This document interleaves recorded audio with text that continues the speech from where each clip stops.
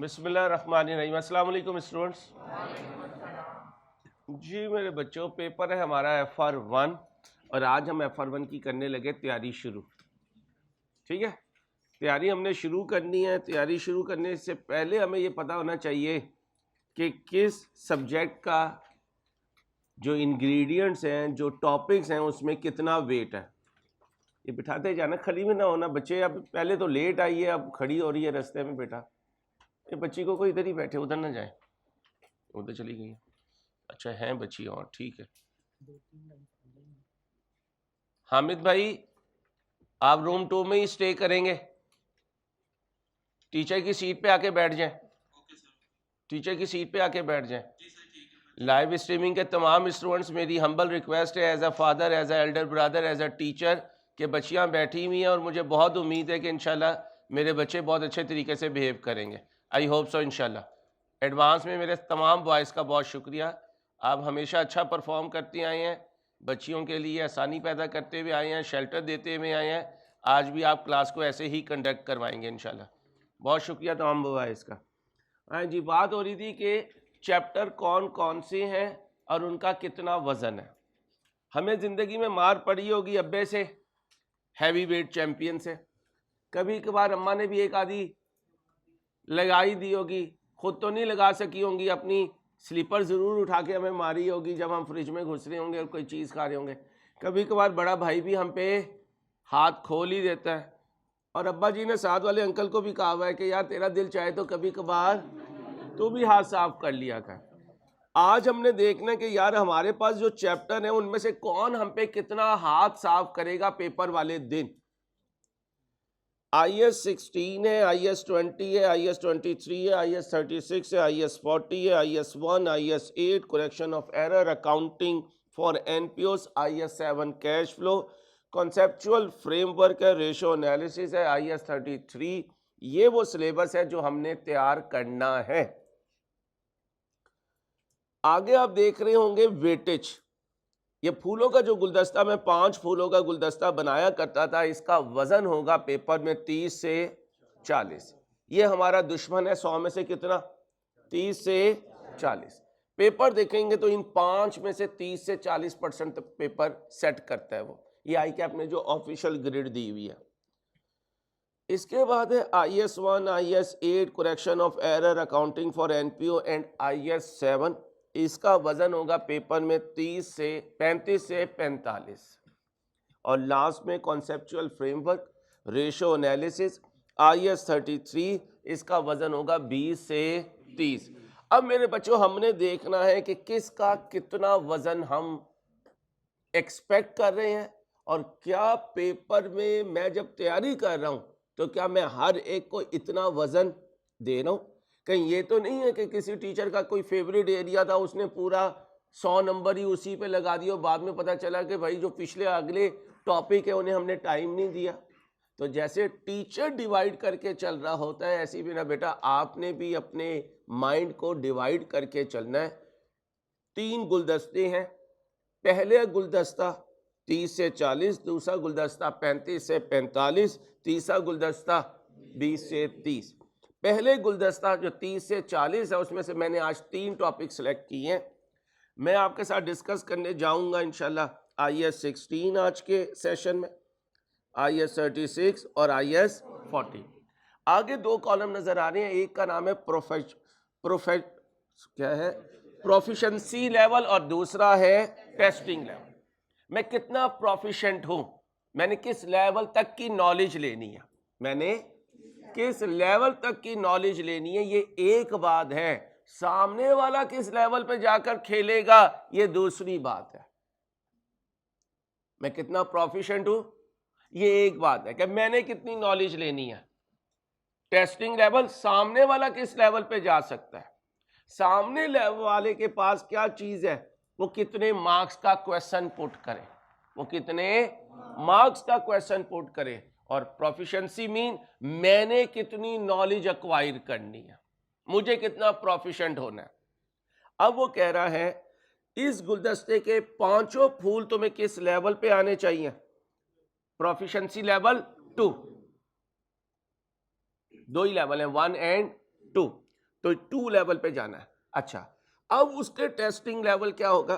कहते हैं 16 में से मैं 2 लेवल पे जाऊंगा, आईपी में 2 लेवल पे, government grant level 1, borrowing cost level 1, impairment of assets level 1। Candy crush खेलते होंगे, कोई और गेम खेलते होंगे, उनके लेवल्स होते हैं, जितना लेवल ऊपर जाएगा उतना डिफिकल्टी लेवल। इसी तरह टेस्टिंग लेवल 2 का मतलब एक हाई लेवल का क्वेश्चन, टेस्टिंग का मार्क्स ज्यादा रखेगा, और 1 का मतलब मार्क्स कम रखेगा। साथ वाले रूम में चली जाए, आए जी। T1 कितने मार्क्स होंगे? 8। T2 के 20 तक, T3 25 तक। कौन सा लेवल आपके सिलेबस में नहीं है? ना प्रोफिशिएंसी लेवल 3 आपके सिलेबस में है, ना टेस्टिंग लेवल 3 आपके सिलेबस में है। तो आपका मैक्सिमम क्वेश्चन कहां तक जा सकेगा? 20 मार्क्स तक। और आपने देखा मैंने जितने पास पेपर आपको करवाए वो मैक्सिमम कहां तक जाते हैं? वो 20 तक जाते हैं। मैक्सिमम मार्क्स कितने जा सकते हैं? 20। और मिनिमम कितने जा सकते हैं? 8। 8 और 20 के दरमियान खेल सकता है, 8 और 20 के दरमियान खेल सकता है। आगे आ जाए। स्प्रिंग 22 से पहले कुछ टॉपिक आपके सिलेबस R1 में होते थे जो अब डिलीट हो चुके हैं और शिफ्ट हो चुके हैं R2 में।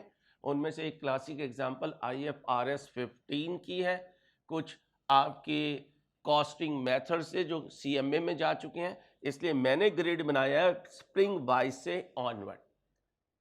ऑल्दो FR1 स्प्रिंग ऑटम 19 से शुरू हुआ था, लेकिन उस वक्त कुछ और टॉपिक भी होते थे, क्योंकि मुझे नीचे टोटल आपको कितना देना था? 100 देना था। वो टॉपिक मैंने निकाल दिए जो टॉपिक अब आपके सिलेबस में नहीं है। यहां से अगर आप देखें तो आज जो मैं टॉपिक आपको रिवाइज करवाने जा रहा हूं वो है PP, इम्पेयरमेंट, IP। अब मैं आपके सामने इनकी ग्रिड लेकर आ रहा जो अपीयर हो चुके हैं पेपर्स। पहले वो ग्रिड बताई जो आई कैप ने कहा है कि मैं इतना पूछूंगा, अब मैं आपको बता रहा हूं। PP 18, फिर 20, 17, 17, 8, 16, 16, 15 से 18 नंबर जो है वो PPE में जा रहे होते हैं। 15 से 18 नंबर कहां जा रहे होते हैं? PPE में जा रहे होते हैं। जहां आपको 8 नजर आ रहा है ना, यहां ये देखिएगा, इधर नजर रखना, ये कहां चला गया? IP 13 में चला गया। अब हुआ क्या? यहां वो ट्राउट PLC याद करो, GNU PLC याद करो, जिसमें PP और IP का ज्वाइंट नोट पूछा हुआ है। ठीक है, तो फिर ये नहीं समझना कि 8 पे भी जाएगा, नहीं। 8 पे यहां जाएगा तो किसी के साथ इंटीग्रेट हुआ होगा, तो PP को ध्यान में रखें, 15 से 18 नंबर है। फिर इम्पेयरमेंट 3 नंबर, 8 नंबर, 8, 3, 2, 8, 1। अच्छा, इम्पेयरमेंट जो है ना वो ज्यादातर टेस्ट करता है MCQs में। कहां टेस्ट करता है? आज इंशाल्लाह मैं आपको इन टॉपिक्स के सारे MCQs भी करवा कर भेजूंगा, ताकि आपको ये क्लियर हो जाए कि यार MCQs कोई नई चीज़ नहीं है, सर ने जो पढ़ाया हुआ है उन्हीं में MCQs आते हैं। आज ये डर भी ख़त्म हो जाएगा कि सर ने MCQ नहीं अभी तक करवाए हुए थे। फिर मेरे बच्चों था IP 6, NIL 1, 1, 13, 8, 1। अब इन तीन का कम्बिनेशन हमने डिस्कस करना है, तो आप ये समझेंगे अप्रॉक्सीमेटली कोई हम 22 से 23% सिलेबस आज कवर करने जा रहे हैं इंशाल्लाह। तैयार है?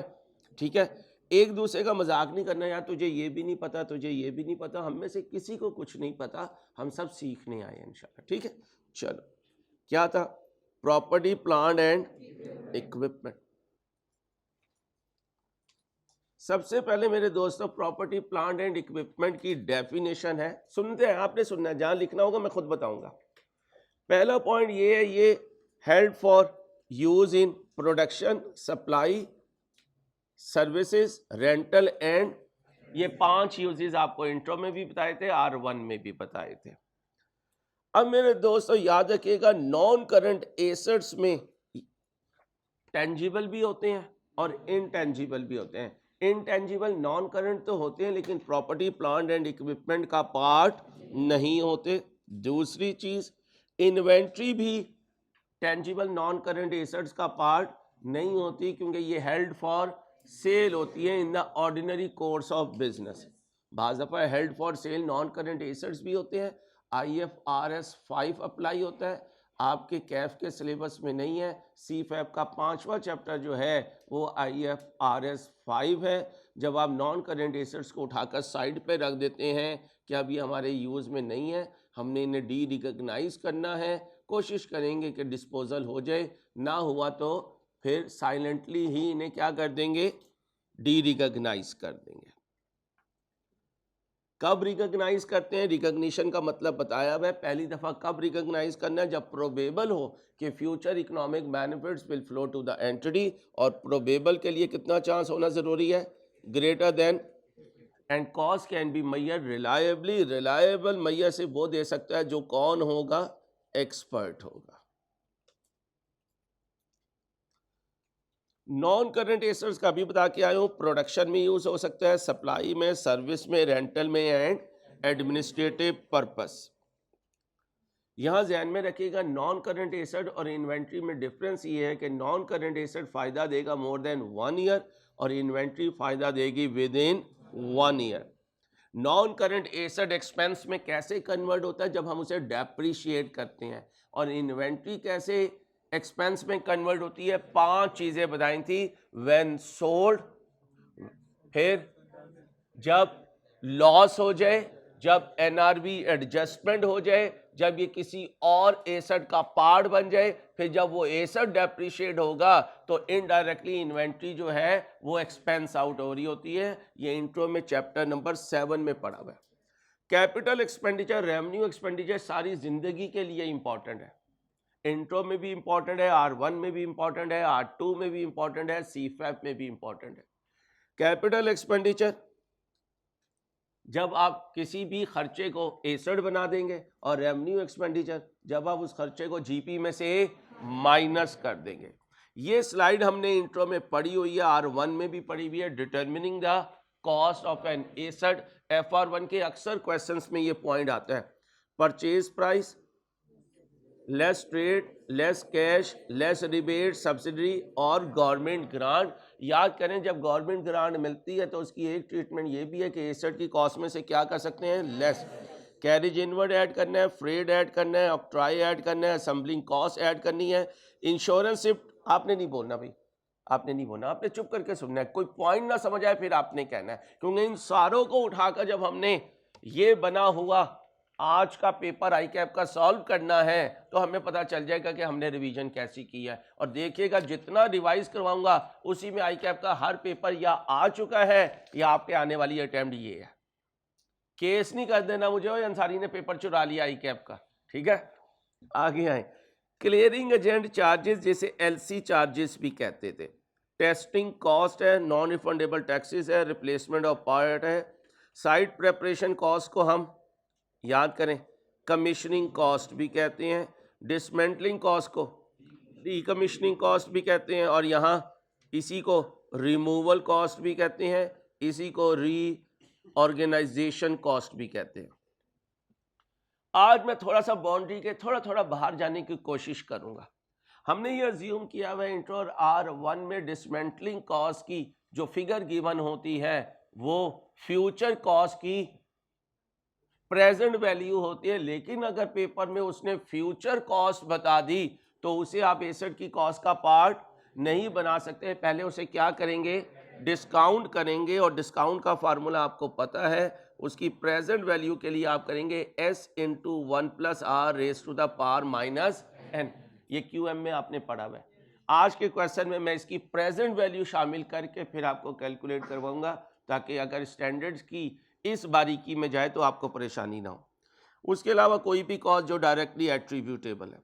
फिर हमने बात की थी कि समटाइम हम एसेट को मैन्युफैक्चर करते हैं या कंस्ट्रक्ट करते हैं तो फिर उसके बनाने की कॉस्ट हमें लेनी है, और ये पॉइंट मैंने आपको IS 23 क्वालिफाइंग एसेट में भी बताया हुआ है। कोई भी एसेट कंस्ट्रक्ट कर रहे हो या मैन्युफैक्चर कर रहे हो, उसके तमाम इंग्रेडिएंट्स प्लस जितनी उस पर लेबल लगाई प्लस डायरेक्टली एट्रीब्यूटेबल एक्सपेंसेस, ये हमेशा एसेट की कॉस्ट का पार्ट बनेंगे wastage, penalty, fine, abnormal loss. ये कभी एसेट की कॉस्ट का पार्ट नहीं बनेंगे। एबनॉर्मल लॉस होता है fire, flood, earthquake, miss handling और क्वेश्चन साइलेंट होने पर। यार यहाँ ना लेकर आए यार, आज के लिए माजरत, इंशाल्लाह अगली दफ़ा ज़रूरत पड़ेगी तो तीसरा रूम लाइव स्ट्रीमिंग में ले लेंगे अगर कोई बच्चे तंग होके बैठे हुए हैं। अल्लाह आफियत रखेगा इंशाल्लाह। अब मेरे बच्चों, रेवेन्यू एक्सपेंडिचर की ये लिस्ट बहुत इंपॉर्टेंट है भाई। जो बच्चे रह गए उनसे माजरत कर लें, उन्हें ऑनलाइन दे देंगे। रेवेन्यू एक्सपेंडिचर में जनरल ओवरहेड, अपोर्शनड ओवरहेड, एक और वर्ड याद रखना, एलोकेटेड ओवरहेड। क्या कहा? Allocated overhead. ये भी पीरियड कॉस्ट होते हैं। पीरियड कॉस्ट क्या होती है? जो जीपी में से माइनस हो वो पीरियड कॉस्ट, जो इन्वेंट्री का पार्ट बन जाए वो प्रोडक्ट कॉस्ट, जो नॉन करंट एसेट का पार्ट बन जाए वो कैपिटलाइज कॉस्ट। बेटा टाइम पे आया करें ना, मेरा लेक्चर खराब कर रही हैं आप। 7 बचिए, इधर आ जाए, टाइम पे आने की आदत बनाए। नेक्स्ट टाइम नहीं मैं आपको आने दूंगा इस तरह। आप पूरी क्लास को आके माशाल्लाह मरियम नवाज की तरह आ रही हैं, तशरीफ रखे। नहीं नहीं, गलत बात है ना बेटा। 300 बच्चा बैठा हुआ, एक बच्चे की वजह से पूरी क्लास डिस्टर्ब हो रही है। डिस्क्रिमिनेशन मैं करता हूँ जहाँ पे अल्लाह ने इजाज़त दी है फीमेल को। जहाँ फीमेल खुद इजाज़त ले रही है वहाँ पे मैं कोई डिस्क्रिमिनेशन नहीं करता। मेरे बॉयज़ फारिग के लोग नहीं है कि किसी भी फीमेल के आने पे उठ के बेचारे चले जाते हैं। तमाम बच्चों का मेरा शुक्रिया भाई, आप हमेशा मेरे वर्ड्स की लाज रखते हैं और हमेशा उठ के चले जाते हैं। अल्लाह आपको कामयाब करे और इंशाल्लाह जन्नत की हूर जैसी हूर अल्लाह आपके नसीब में लिखे। आमीन तो कह दो मेरे बच्चों का यार। आगे staff training cost, repair cost, maintenance cost, overhauling cost, warranty cost, यहाँ गारंटी कॉस्ट भी कर लीजिएगा। हमारे ज़माने में चीज़ वापस करने की इजाज़त होती थी, आपके ज़माने में अगर कोई चीज़ में ख़राबी आ गई तो उसको रिपेयर करवाने की इजाज़त होती है। डीमरेज चार्जेस क्या होते हैं? बंदरगाह पे आपने अपना एसेट नहीं उठाया, लेट हुए हैं तो वो आपको पेनल्टी चार्ज करते हैं, उसे कहते हैं डीमरेज चार्जेस। बंदरगाह के, ये क्या हो गया भाई? ओ भाई, ओ भाई, नजर लग गई भाई, कहाँ गए यार? जाहिद खोल दो।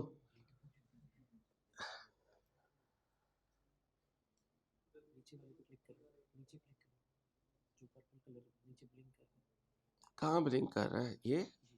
अच्छा जी, बच्चियों बातें नहीं बेटा। आज आपने चुप का रोजा रखा हुआ, 8 घंटे किसी बच्ची की आवाज आ गई ना तो आवाज बंद कर दूंगा। डीमरेज चार्जेस, बंदरगाह के चार्जेस। अब ये ना समझना ये जो नचिया गली वगैरह में बंदर होते हैं ये उनकी कोई चार्जेस हैं। बंदरगाह का मतलब पोर्ट, ठीक है, पोर्ट के charges. Administrative expenses, error, wastage, fine, penalty, ये तमाम चीज़ें इसमें शामिल है। इसी में एबनॉर्मल लॉस भी शामिल है। अब मेरे बच्चों, दिस इज वेरी इंपॉर्टेंट, ध्यान से। Cost that are not cost of an item of PPE. आप कोई नया आउटलेट खोल रहे हैं तो उस आउटलेट को ओपन करने के लिए आपने कोई कॉस्ट इनकर की, कोई प्रमोशनल एक्टिविटी की है, कोई इनॉग्रेशन सेरेमनी की है, तो ये कोई कॉस्ट जो है ये एसेट की कॉस्ट का पार्ट नहीं बनेगी।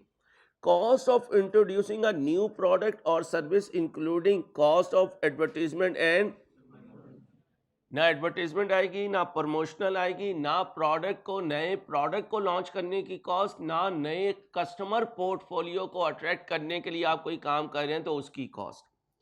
Cost of conducting business in a new location और with a new class of customer including cost of staff training. और फ्यूचर ऑपरेटिंग लॉसेस कभी एसेट की कॉस्ट का पार्ट, ना करंट ऑपरेटिंग लॉसेस, ना फ्यूचर ऑपरेटिंग लॉसेस, ना current operating losses. आगे, recognition of cost in the WDPO of an item of PP सीजीज। अब यहां पे ध्यान से सुनिएगा, एक होता है बोरिंग कॉस्ट की कैपिटलाइजेशन की सीजिंग, ये कुछ और कॉन्सेप्ट है। डेप्रिसिएशन की सीजिंग, ये कोई और कॉन्सेप्ट है। कैपिटलाइजेशन की सीजिंग, ये कोई और कॉन्सेप्ट है। 3 कॉन्सेप्ट हैं आपके R1 में। बोरिंग कॉस्ट की कैपिटलाइजेशन की सीजिंग, डेप्रिसिएशन की सीजिंग और एसेट की कैपिटलाइजेशन की सीजिंग। इस वक्त बात कर रहा हूं एसेट की कैपिटलाइजेशन की सीजिंग।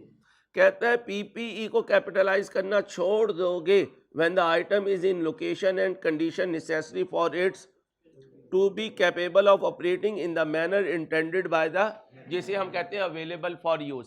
इसका दूसरा नाम क्या है? अपनी वर्केबल लोकेशन एंड कंडीशन में आ जाना।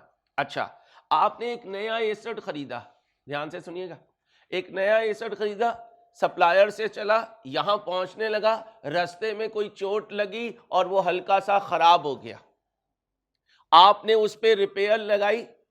किस लिए लगाई? उसे वर्केबल कंडीशन में लाने के लिए। अब वर्ड क्या है? रिपेयर एक्सपेंस, लेकिन करोगे क्या? कैपिटलाइज। क्यों? क्योंकि अभी ये एसेट अवेलेबल फॉर यूज नहीं हुआ। तो अवेलेबल फॉर यूज होने से पहले अगर कोई खर्चा ऐसा हो गया जो आता तो रिपेयर के जमरे में है, लेकिन अभी अवेलेबल फॉर यूज नहीं हुआ, तो उसे एक्सपेंस आउट, उसे क्या करना है? कैपिटलाइज करना है। पॉइंट्स याद रखने। Therefore cost incurred in using और रीडिप्लॉइंग एन आइटम। रीडिप्लॉइंग का मतलब उसे वहां से निकाल लेना, उसका यूज बंद कर देना, यूज से विड्रॉ कर लेना। Are not included in the carrying amount of that item. इसका मतलब क्या है? गौर से सुनिएगा। मैंने ये लैपटॉप लिया, ये लैपटॉप लेकर, नहीं लैपटॉप छोड़े, मैंने एक बिल्डिंग ली, उस बिल्डिंग को खरीद रहा हूं, तो डिसमेंटलिंग कॉस्ट उसमें ऐड करूंगा। किस में? नए एसेट में।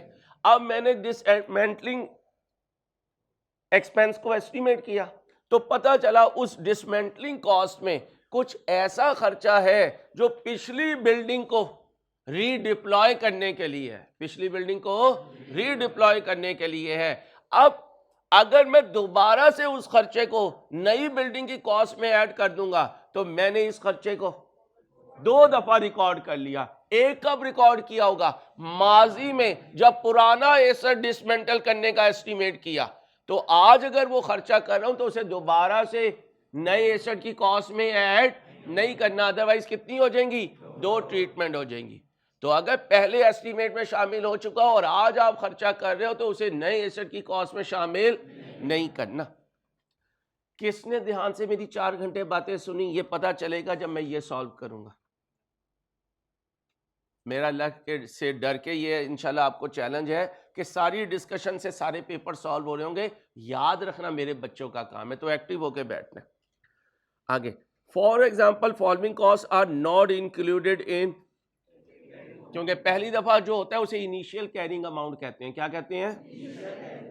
Cost incurred while an item capable of operating in the manner intended by management has yet to be brought into use और is operated at less than, इनको शामिल नहीं करना। ध्यान से सुने, किसे शामिल नहीं करना?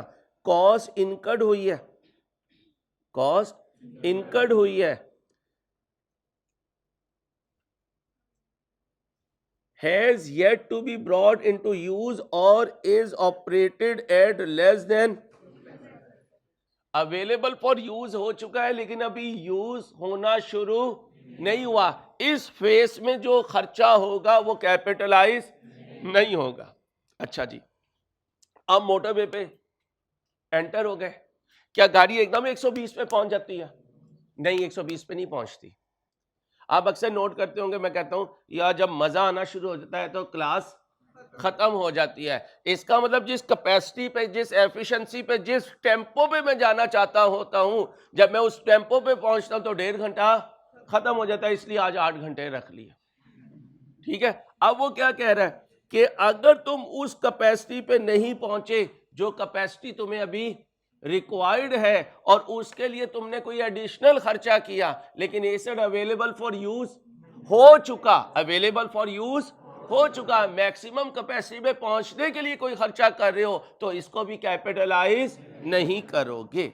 फिर ऑपरेटिंग लॉसेस को भी, और अभी मैंने बताया एक जगह से दूसरी जगह एसेट लेकर जा रहे हो, एक जगह से दूसरी रीलोकेट कर रहे हो, तो रीलोकेट करने का भी खर्चा एसेट की कॉस्ट में ऐड नहीं होगा। मतलब यहां से जनरेटर उठाऊं किसी और कैंपस में ले जाऊं, तो जनरेटर यहां से वहां जा रहा है, तो ये खर्चा भी एसेट की कॉस्ट में ऐड नहीं होगा, रीलोकेशन कॉस्ट भी नहीं होगी, ऑपरेटिंग लॉसेस भी नहीं होंगे, अवेलेबल फॉर यूज हो गया। उसके बाद मैक्सिमम कैपेसिटी पे पहुंचाने के लिए, कमर्शियल कैपेसिटी पे पहुंचाने के लिए अगर कोई खर्चा करोगे तो वो भी कैपिटलाइज नहीं करोगे। ये आपको पता है।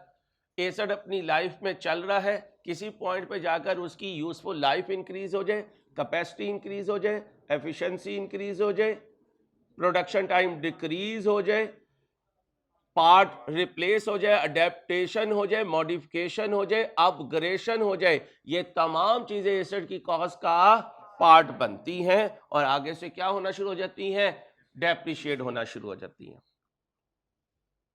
डेप्रिसिएशन क्या था, सिस्टमेटिक डिस्ट्रीब्यूशन है डेप्रिशिएबल अमाउंट की over the useful life. Useful life के कई तरीके हैं, कभी ईयर्स में करते हैं, कभी यूनिट्स में करते हैं, कभी आवर्स में करते हैं। पूरी जिंदगी की डेप्रिसिएशन जो है वो डेप्रिशिएबल अमाउंट के बराबर होगी। बच्चा गलती करता है, जहन में रखता है कि कॉस्ट के बराबर होगी, अगर क्वेश्चन में रेजिडुअल वैल्यू आ गई तो लेने के देने पड़ जाएंगे, इसलिए जहन में रखना। यहाँ एक पॉइंट याद रखना, फुली डेप्रिशिएटेड एसेट की पूरी जिंदगी की डेप्रिसिएशन डेप्रिशिएबल अमाउंट के बराबर होगी। इसलिए अगर फुली डेप्रिशिएटेड का क्वेश्चन आ गया, जो इस दफा आने का बड़ा मेजर चांस है, क्योंकि पिछली 10 अटेम्प्ट हमने सॉल्व की, अभी तक फुली डेप्रिशिएटेड उसने नहीं पूछा, इसलिए आपका खादिम आज पूछेगा अपने पेपर में इंशाल्लाह। ठीक है, बड़ी शुक्रिया आपकी, बड़ी मेहरबानी है सर, जर्रा नवाजी है आपकी कि आप जो है बर्दाश्त कर लेते हैं। ठीक है, इंशाल्लाह बर्दाश्त करें, फिर अल्लाह ने चाहा तो आप मुझे क्रॉस भी कर जाएंगे, और बच्चा जब पास हो जाता है तो फिर टीचर और अब्बा दोनों बहुत खुश होते हैं। स्ट्रेट लाइन मेथड का फार्मूला आपको बताया हुआ है, रेजिडुअल वैल्यू हो तो ये है, रेजिडुअल वैल्यू ना हो तो ये है। रेजिडुअल वैल्यू ना हो तो दोनों का इन्वर्स हमने सीखा हुआ है, और अगर रेजिडुअल वैल्यू होगी और रेट गिवन नहीं होगा तो इंट्रो में ये रेट भी किया हुआ है, R1 में भी रिवाइज करवाया हुआ है। रिड्यूसिंग बैलेंस में पहले साल कॉस्ट पे, फिर WDV पे रेट नहीं होगा तो ये रेट आपको कैलकुलेट करवाया हुआ है, 1 minus residual value over cost into 1/n। यहां ये बहुत इंपॉर्टेंट है। Intro change in accounting estimate में सिखाया था कि अगर पहली दफा WDV मेथड के लिए रेट कैलकुलेट कर रहे हैं तो डिनोमिनेटर में कॉस्ट आएगी, और अगर आप आगे चल के चेंज इन अकाउंटिंग एस्टीमेट की वजह से WDV का रेट कैलकुलेट कर रहे हैं तो फिर कॉस्ट नहीं आएगी, फिर क्या आएगी भाई, फिर क्या आएगी भाई, ये फार्मूला सही करें भाई, residual value over WDV, residual value over WDV। हाँ, WDV की जगह आज एक और पॉइंट याद रखना, आगे रीवैल्यूएशन मॉडल आ गया तो इसकी जगह क्या आ सकता है, रीवैल्यूड अमाउंट भी आ सकती है। क्या आ सकती है? और मजे की बात बताता हूं, कभी आया नहीं आ सकता है, अगर इंपेयरमेंट है तो यहां रिकवरेबल अमाउंट भी आ सकती है, जिसे रिवाइज्ड बुक वैल्यू कहते हैं। कभी आया नहीं है, आ सकता है, ये पॉइंट नोट कर, ठीक है, याद है की बात। कॉस्ट पहली दफा, दूसरी दफा में WDV या रीवैल्यूड अमाउंट या revised book value, revised book value. जी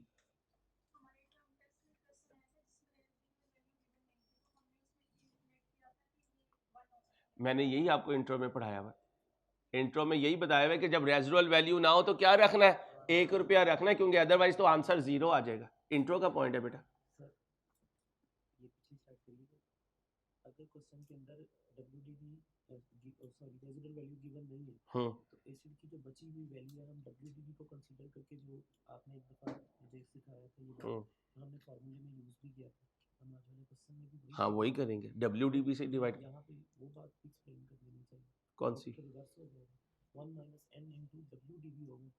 नहीं WDV कहीं नहीं करते, रेजिडुअल वैल्यू करते हैं, रेजिडुअल वैल्यू ओवर WDV। भाईजान रात जागे हुए हो ना, इसलिए पड़ गई, टेंशन नहीं लेनी।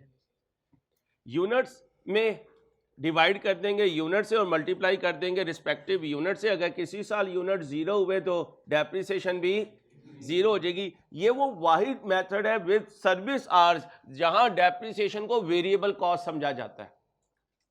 बाकी स्ट्रेट लाइन में, रिड्यूसिंग बैलेंस में और सम ऑफ ईयर डिजिट में क्या अज्यूम किया जाता है कि ये हर साल कांस्टेंट होंगी, इन पर टाइम फ्रैक्शन नहीं लगती। किस पे नहीं टाइम फ्रैक्शन लगती? यूनिट्स पे, सर्विस आवर्स पे, और सम ऑफ ईयर डिजिट पे, सम ऑफ ईयर डिजिट पे नया क्वेश्चन बैंक जो आई कैप का आया है उसने उस पर भी एक दफा फ्रैक्शन लगा लिया है। तो माइंड में रखना, सम ऑफ ईयर डिजिट में अगर वो कह दे कि मैं मंथली बेसिस पे लेता हूं तो आपने फ्रैक्शन लगानी है, अगर वो कह दे। अगर वो खामोश रहेगा तो फिर सम ऑफ ईयर डिजिट पे फ्रैक्शन नहीं लगती।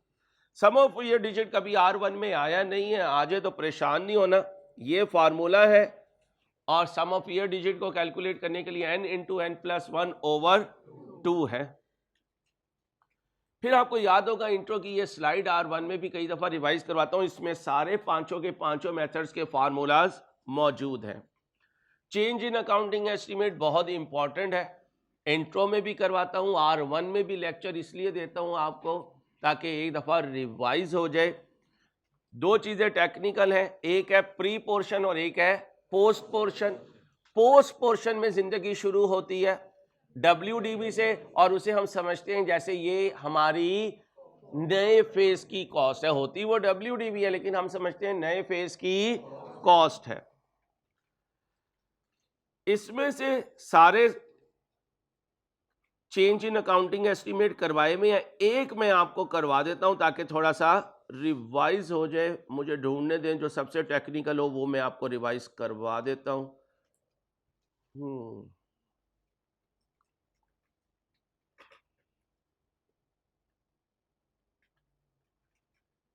ये सारी एग्जांपल्स करवाई हुई है भाईजान, नाराज नहीं होना, आपने गुस्सा नहीं करना कि या कहाँ करवाई थी सारी। इसमें कौन सा है जहां मेथड चेंज हो रहा है, ढूंढ के दें। इसमें है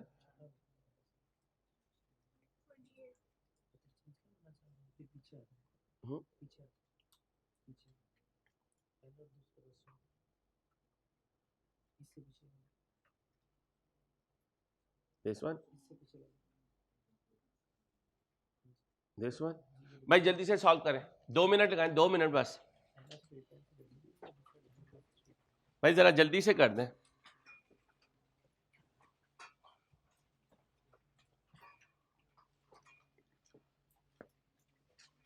हामिद भाई को कहें AC फुल कर दें वहां पर।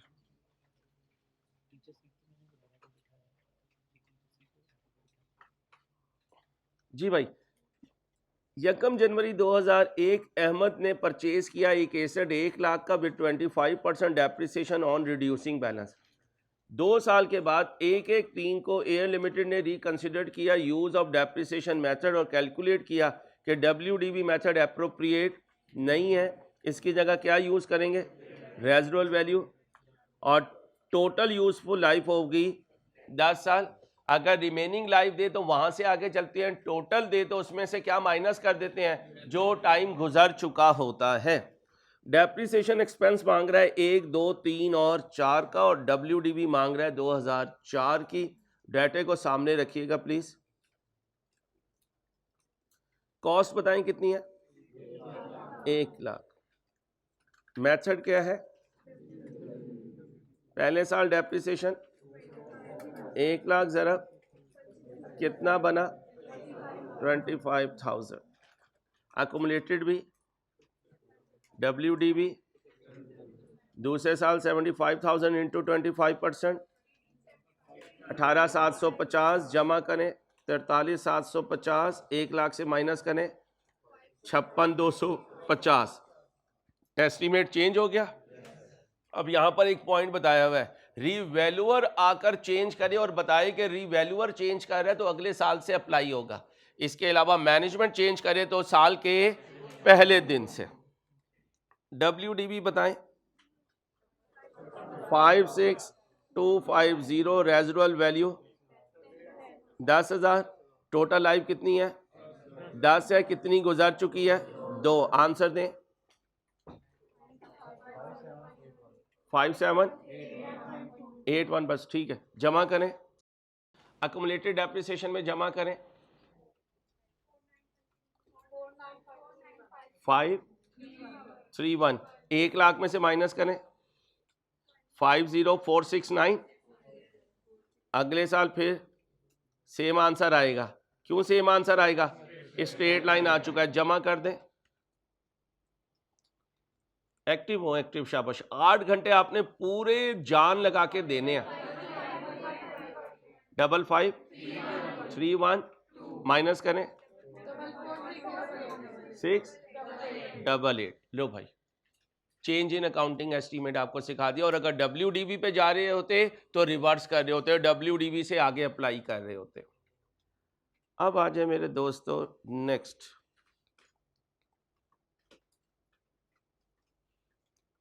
ये सारी समरी आपको बताई हुई है।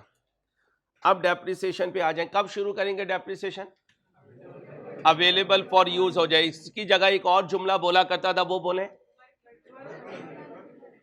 वर्केबल लोकेशन एंड कंडीशन में आ जाए तो डेप्रिसिएशन शुरू हो जाएगी। सस्पेंड कब होगी? कभी नहीं होगी, कभी नहीं होगी। कमेंस होगी अवेलेबल फॉर यूज से, सस्पेंड कभी नहीं होगी। सीज कब होगी? या ये डी रिकॉग्नाइज हो जाए या डिस्पोजल हो जाए। डी रिकॉग्नाइज हो जाए या ये देखें, ये डी रिकॉग्नाइज और disposal.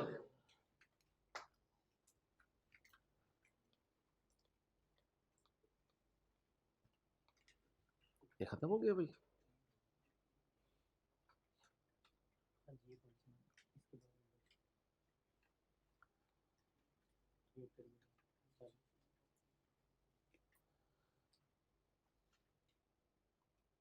Property plant and equipment IS 16। अब R1 में मैं शिफ्ट हो रहा हूं। इंट्रो से कहां शिफ्ट हो रहा हूं? R1 में शिफ्ट हो रहा हूं। छोड़ कुछ नहीं रहा, क्योंकि छोड़ के पेपर नहीं पास होगा। ठीक है, डिस्पोजल से जिंदगी शुरू की थी, और डिस्पोजल से जिंदगी शुरू की थी तो नॉन करंट एसेट अकाउंट बनाया था, अक्यूमुलेटेड डेप्रिसिएशन और डिस्पोजल अकाउंट। आपने ऊंची नहीं बोलना बेटा।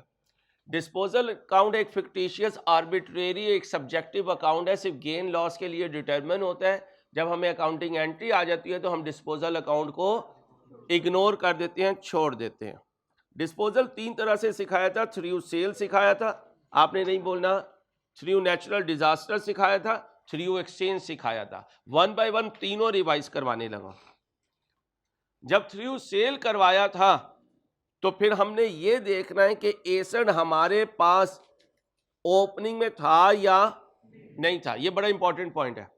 हमने रट्टा लगाया हुआ है ओपनिंग में से एक्सक्लूड करो। देख लेना कि माजी में खरीदा हुआ हो सकता है मैं किसी टेस्ट सीरीज में ये पुट कर दूं कि ड्यूरिंग द ईयर बाय करूं, during the year he disposal कर दूं। अब या एडिशन में डालिएगा या डिस्पोजल में डालिएगा, हालांकि आ भी रहा है, जा भी रहा है, लेकिन दोनों जगह नहीं आएगा, वरना डुप्लीकेशन हो जाएगी, डेप्रिसिएशन 2 दफा चार्ज हो जाएगी। याद है कई बात।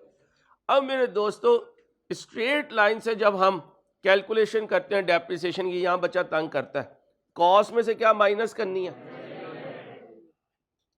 सारे ओपनिंग एसेट में से, सारे ओपनिंग एसेट में से जाने वाले की कॉस्ट माइनस कर देना, जाने वाले की, फिर जो बचेगा उसमें से रेजिडुअल वैल्यू उसकी माइनस करना जिसे आपने डेप्रिशिएट करना है।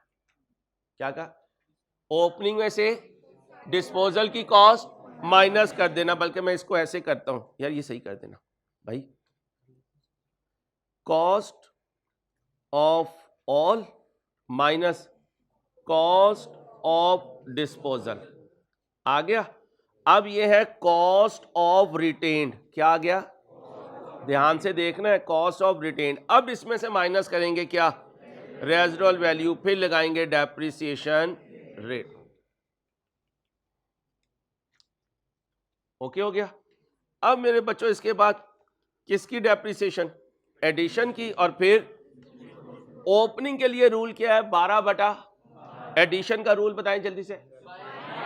बाइंग से ईयर एंड। जो पार्टिसिपेट करेगा वो यहाँ आज 3 चैप्टर अपने कंक्लूड करके जा रहा होगा तकरीबन 1.5 महीने पहले ICAP के एग्जाम से, और जो नहीं करेगा वो अपना टाइम वेस्ट कर रहा है, फिर उसके आने का कोई फायदा ही नहीं था बेटा। ऐसे ही हमारी कूलिंग भी उसने जाया किया। डिस्पोजल का रूल होगा ओपनिंग से, ओपनिंग से डिस्पोजल। आप जरा ध्यान देख लें, यहां पड़ी होगी कॉस्ट, आएगा कॉस्ट पे, जाएगा कॉस्ट पे, रुकेगा कॉस्ट पे। अक्यूमुलेटेड डेप्रिसिएशन के ओपनिंग में पड़ा होगा ओपनिंग एसेट्स की बाइंग से ईयर स्टार्ट, ईयर एंड नहीं भाई, यही तो कह रहा हूं, दिमाग को हाजिर रखें, दिमाग हाजिर रखें। जिसका दिमाग हाजिर होगा वो शाम 5 बजे मेरी तरह सर के दर्द में बैठा हुआ होगा, डिस्प्रिन खा रहा होगा, और जो रिलैक्स मूड से जा रहा हो वो समझ जाए कि आज मैंने कुछ नहीं पढ़ा, क्योंकि इंसान है 8 घंटे पढ़ने के बाद सर दर्द ना करे, ये हो नहीं सकता। और सर दर्द नहीं कर रहा तो फिर ये नहीं हो सकता कि आपने ध्यान से क्लास पढ़ी है। ठीक है, बॉडी लैंग्वेज वो रखें जो अल्लाह के फजल से मेरी है, तो फिर आप सीख पाएंगे। ढीले हो और इस तरह बैठे हो, ठीक है अंसारी शुरू हो जाए, यार ड्रामा लगा हुआ है, शेर ड्रामा चल रहा है। ठीक है, आ जाओ इधर। डेप्रिसिएशन फॉर द ईयर, अब जाने वाले की डेप्रिसिएशन की एंट्री बोले। बाइंग से डिस्पोजल।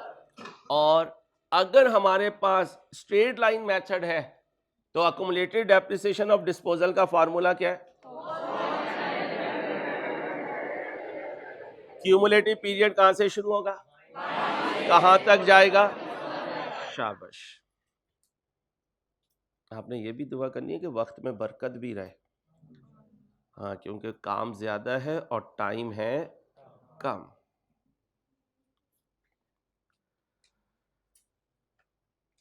एग्जाम फोकस पॉइंट क्या सिखाया था? जब हम इंक्लूड करते हैं एसेट को तो एसेट अकाउंट डेबिट करते हैं, एसेट को बाहर बेटा चुप रहना प्लीज, पहली और आखिरी दफा चुप करवाया, अब चुप बोलना नहीं है आपने। जब एसेट को बाहर निकालेंगे तो एसेट अकाउंट को क्रेडिट करेंगे, अकुमुलेटेड डेप्रिसिएशन को इंक्लूड करते हैं तो अकुमुलेटेड डेप्रिसिएशन को क्रेडिट करेंगे, बाहर निकालेंगे तो अकुमुलेटेड डेप्रिसिएशन को डेबिट करेंगे। अकुमुलेटेड डेप्रिसिएशन का फार्मूला स्ट्रेट लाइन से है, cost minus into rate into cumulative period. इन सब की प्रैक्टिस करवाऊंगा, लेकर आया हुआ हूँ सारी चीजें, परेशान नहीं होना। जरा रिवाइज करवा दूं फिर आगे लेके जाऊंगा आपको। WDV में जब हम डिस्पोजल करते हैं, जब हम डिस्पोजल करते हैं तो कहानी हमारी ये बनती है कि एसेट अकाउंट में दोनों मेथड में कोई फर्क, अकुमुलेटेड डेप्रिसिएशन में भी कोई फर्क पड़ता है मेरे बच्चों यहां पर। अब माइनस करना है पहले opening WDV of all asset लेकर, उसमें से यहां वो खेलेगा आपके साथ, यहां खेलेगा। बच्चा कभी डिस्पोजल की WDV माइनस कर देता है, कभी पिछले साल की कर देता है, कभी ड्यूरिंग द ईयर की कर देता है। हमेशा कौन सी करनी है? ओपनिंग करनी है। जब ओपनिंग WDV ले आओगे तो उसके लिए एक टेबल बनाना सिखाया हुआ, देखिए इस तरह के टेबल बनाते हैं। इन्हें ओपनिंग पे ना रोकना, इसे चलाते चलाते डिस्पोजल तक ले जाना, ताकि यहीं पे कहानी कैलकुलेट हो जाए।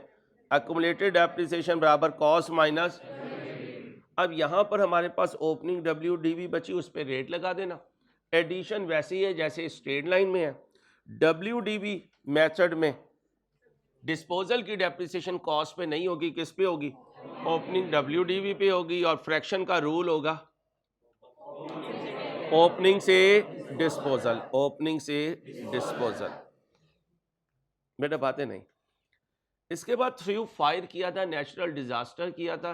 यहां पर हमने एक एग्जांपल लेकर बार बार इसमें चेंज की थी कि एसेट इंश्योर्ड है, नहीं इंश्योर्ड है, इंश्योर्ड है, पैसे मिल गए, इंश्योर्ड है, वादा मिल गया, इंश्योर्ड है, कुछ ना मिला।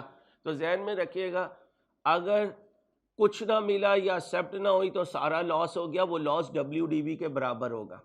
अगर कुछ मिल गया तो लॉस आपका जितना मिल गया उससे कम हो जाएगा। कुछ ना मिला, वादा मिल गया तो क्लेम रसीवेबल, कैश भी करंट एसेट है, क्लेम रसीवेबल भी करंट एसेट है। ये बहुत रेयर होगा कि आग भी लग गई और आपको गेन भी हो गया। आमतौर पे एक लॉजिकल एग्जामिनर जो है वो लॉस का केस ही बनाता है, गेन का केस नहीं बनाएगा। इसके बाद मेरे दोस्तों जो इंपॉर्टेंट है, जो बच्चे को अक्सर तंग करता है, वो क्या था? एक्सचेंज। क्या था? एक्सचेंज। एक्सचेंज में हमने कहा था आएगा भी और जाएगा भी। और एक्सचेंज में हमने ये भी कहा था कि जब आएगा एक्सचेंज से तो दो कहानियां होंगी, एसेट डेबिट डिस्पोजल क्रेडिट, और जब जाएगा ये ओल्ड है और ये न्यू है। और जब इसका डिस्पोजल बनेगा तो बाकी सारी बातें तो वही होंगी। कैश आ रहा हुआ तो डेबिट कर देना, जा रहा होगा तो कैश को क्रेडिट कर देना। नई बात ये आएगी कि ये मशीन न्यू जो है ये डेबिट हो रही होगी और डिस्पोजल क्रेडिट हो रहा होगा, और यहाँ एक्सचेंज में गेन लॉस जो है वो WDV versus trade in allowance value होता है। अगर ट्रेड इन अलाउंस वैल्यू ज़्यादा मिल गई, WDV कम थी तो गेन हो गया, और अगर WDV ज़्यादा थी, ट्रेड इन अलाउंस वैल्यू कम मिली तो लॉस हो गया। क्या हो गया? लॉस हो गया। यहां पर एक नया पॉइंट और आ जाता है, एडिशन दो तरह के हो सकते हैं, स्ट्रेट भी हो सकता है और बोले एक्सचेंज से भी हो सकता है, और डिस्पोजल भी दो हो सकते हैं, एक स्ट्रेट डिस्पोजल हो सकता है और दूसरा एक्सचेंज का हो सकता है। ये दोनों पॉइंट याद रखिएगा कि दो डिस्पोजल हो सकते हैं और दो आपके एडिशन हो सकते हैं। एक्सचेंज में याद रखिएगा, मैंने स्ट्रेट लाइन से भी एक्सचेंज सिखाया हुआ है और WDV से भी।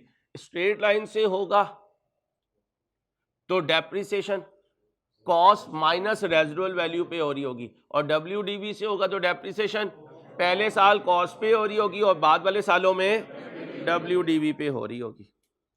ये पेज बहुत इंपॉर्टेंट है, वेरी इंपॉर्टेंट, ये सारा पढ़ाया हुआ है आपको। कैश पेड बराबर होता है cost of new asset minus trade in allowance value बराबर है cost of new asset minus cost of new asset बराबर है कैश पेड प्लस, और ये एक्सचेंज की एंट्री भी इंपॉर्टेंट है। गेन लॉस बताया हुआ है आपको, trade in allowance value versus WDV। यहां पर कैश पेड किसके बराबर है? कॉस्ट ऑफ,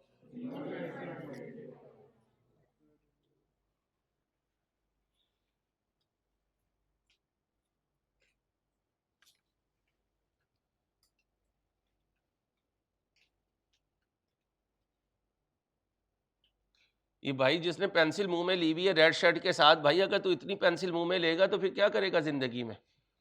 एक्टिव हो जाए यार। और ब्लैक शर्ट पीछे मुड़ के क्या देख रहा है बेटा? तुम्हारी इसलिए बस से उतारा जाता है, इसलिए कंडक्टर कहता है बेटा पीछे कौन बैठा हुआ है, सीधा देखें सामने, शाबाश, बिल्कुल स्ट्रेट। ये व्हाइट कैप वाला मुस्कुरा रहा है, पूरी बतीसी इसने निकाली हुई, अब मुंह बंद किया इसने, अब साइड पे देख रहा है माशाल्लाह। तो ये ना समझना अंसारी साहब नहीं देख रहे, भाई अंसारी साहब आपको ही देख रहे हैं, हसन बहुत प्यारे लग रहे हैं माशाल्लाह, ओह क्या बात है आपकी। और ये साथ गंजा कौन बैठा हुआ है आपके?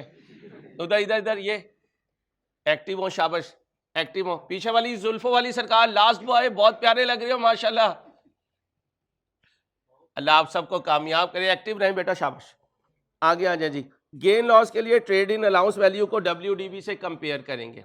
WDV कम हुई तो गेन, गेन भाई साहब जागते रहें भाई साहब, मेरे पे नहीं रहना। WDV ज्यादा हुई तो लॉस। मेरे दोस्तों ये कभी नहीं आया, जिस दिन आता है ना तूफान मचाता है, क्योंकि हम इसको बॉदर ही नहीं करते, बिल्कुल बॉदर नहीं करते।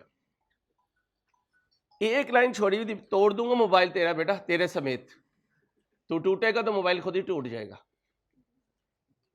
ट्रांजैक्शन लैग कमर्शियल सब्सटेंस का मतलब क्या होता है कि लेन देन में नफा नुकसान नहीं है।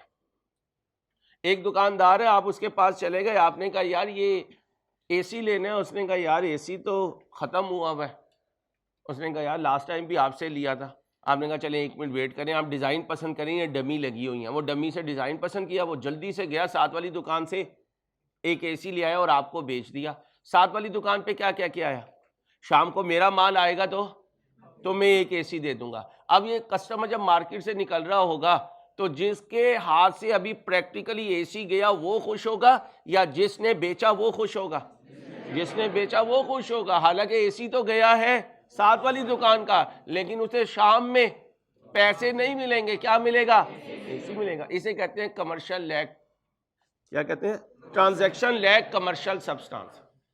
अब तो वो जमाने खत्म हो गए, जब हम अंदरूनी शहर में रहते थे, प्याज खत्म हो जाते थे तो साथ वाली आंटी से प्याज ले लेते थे, उनके घर अंडे खत्म हो जाते थे तो अम्मा से 2-4 अंडे मांग लिया करते थे कि शाम में दे देंगे। हाँ, ऐसे ताल्लुक थे कि एक दूसरे को वापस नहीं करते थे, बड़ा लिहाज होता था, यकीन करें बड़ा लिहाज होता था। आज तो सगे बहन भाइयों के साथ डायरी पे लिख के हिसाब किताब होता है, ठीक है। तो पहले क्या था, बोले transaction lag means that future cash flow from new asset change, what do you mean by minimally, ना होने के बराबर। मसलन अल्लाह पाक इसकी जवानी को कायम रखे, कभी वालदा इसे डांट के एक लगा दे तो ये क्या कहेगा, लगता है कोई हवा का झोंका आया था। क्यों? क्योंकि अम्मा की मार इसे क्या महसूस होगी, मिनिमल लेवल पे। किस लेवल पे? मिनिमल लेवल पे। Exam focus point, if fair value of new asset is more clearly evident than take fair value of new asset as cost of new asset. सारी चीजें अपनी पॉकेट में रखनी है। ये क्लास में एग्जाम्पल करवाई हुई है, ये क्लास में एग्जाम्पल। अच्छा, मुझे डर इस चीज का है ये पेपर में ना आ जाए, मैं इंपॉर्टेंट लिखता जाऊंगा, तो क्वेश्चन को ध्यान से पढ़ना है। अगर कहीं क्लियरली एविडेंट लिखा हुआ होगा तो आपने उसे फोकस करना है। ये तीसरी रो की दूसरी बच्ची जरा एक्टिव होके बैठे। अगर इस तरह ये तसव्वुर में चली जाएगी तो रिवीजन से इसे कुछ नहीं मिलेगा। एक्टिव होके बैठे बेटा। रिवर्स बैक कैलकुलेशन बहुत इंपॉर्टेंट है भाई, वेरी इंपॉर्टेंट, पेपर में आ सकता है भाई। स्ट्रेट लाइन से भी और WDV से भी। स्ट्रेट लाइन हो या WDV हो, यहां cos 100 रख के चलेंगे। और अगर स्ट्रेट लाइन हुआ तो 100 को डेप्रिशिएट करके फार्मूला लगा के पहुंच जाएंगे WDV पे, और फिर इकाई का तरीका, यूनिटरी मेथड या अंसारी का डायलॉग मारेंगे। और अगर WDV से हुआ तो 100 रुपए को अज्यूम करके चलना शुरू कर देंगे, पहुंचेंगे किसी WDV पर और वहां से कैलकुलेशन को परफॉर्म करेंगे। एक जगह आप गलती करेंगे, वो गलती जरा ध्यान से सुन लीजिएगा। जब आप नहीं बच्चियों, मैं डांटूंगा बेटा, आपने मुझे नहीं कहना अंसारी साहब आपने गलत किया था, मेरा बेटा बिल्कुल खामोश बैठे। यहां एक गलती करता है बच्चा WDV में जब डिस्पोजल आ जाता है। गौर से सुनिएगा, आपको ये क्लास में क्वेश्चन करवाया हुआ, मैं आइडिया दे रहा हूं आपको। 100 रुपए अज्यूम करके हमने क्या किया, ये सारी कैलकुलेशन की। अब जब हमने यहां डेप्रिसिएशन ऑन डिस्पोजल लेना है तो आमतौर पे क्वेश्चन के डेटे में ओपनिंग WDV नहीं होगी। WDV तो कब की होगी, ये देखो क्वेश्चन में, ये देखो WDV कब की है, डिस्पोजल डेट की है। और डिस्पोजल की डेप्रिसिएशन कैलकुलेट करने के लिए मुझे WDV चाहिए, ओपनिंग चाहिए। फिर मैं इस टेबल पे जाऊंगा, ये टेबल नहीं, रिवर्स नहीं बेटा, यही तो सिखा रहा हूं।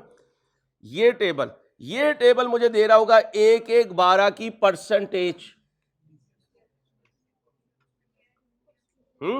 इस परसेंटेज से निकालूंगा मैं क्या, ओपनिंग WDV। मुझे आज भी याद है, तुम्हें याद हो कि ना याद हो, 58.83 था, उससे हम ऊपर ओपनिंग पे गए थे। ठीक है मेरे बच्चों, इसलिए बातें आपने याद रखनी है। दोबारा ये ट्रेलर इसलिए दे रहा हूं ताकि पिछली भूली हुई चीजें, और इंशाल्लाह हम जीतेंगे और एक ही अटेम्प्ट में जीतेंगे अगर आप मेरा साथ देंगे, अल्लाह ने चाहा तो। ठीक है, तो ये वेरी इंपॉर्टेंट। यहां से आप देखा करेंगे ओपनिंग WDV मुझे कैसे निकालनी है, क्योंकि उसने WDV कब की दी होगी, डिस्पोजल की। और डेप्रिसिएशन फॉर द ईयर के लिए मुझे WDV चाहिए, ओपनिंग WDV, और रूल होगा ओपनिंग से डिस्पोजल, ओपनिंग से डिस्पोजल।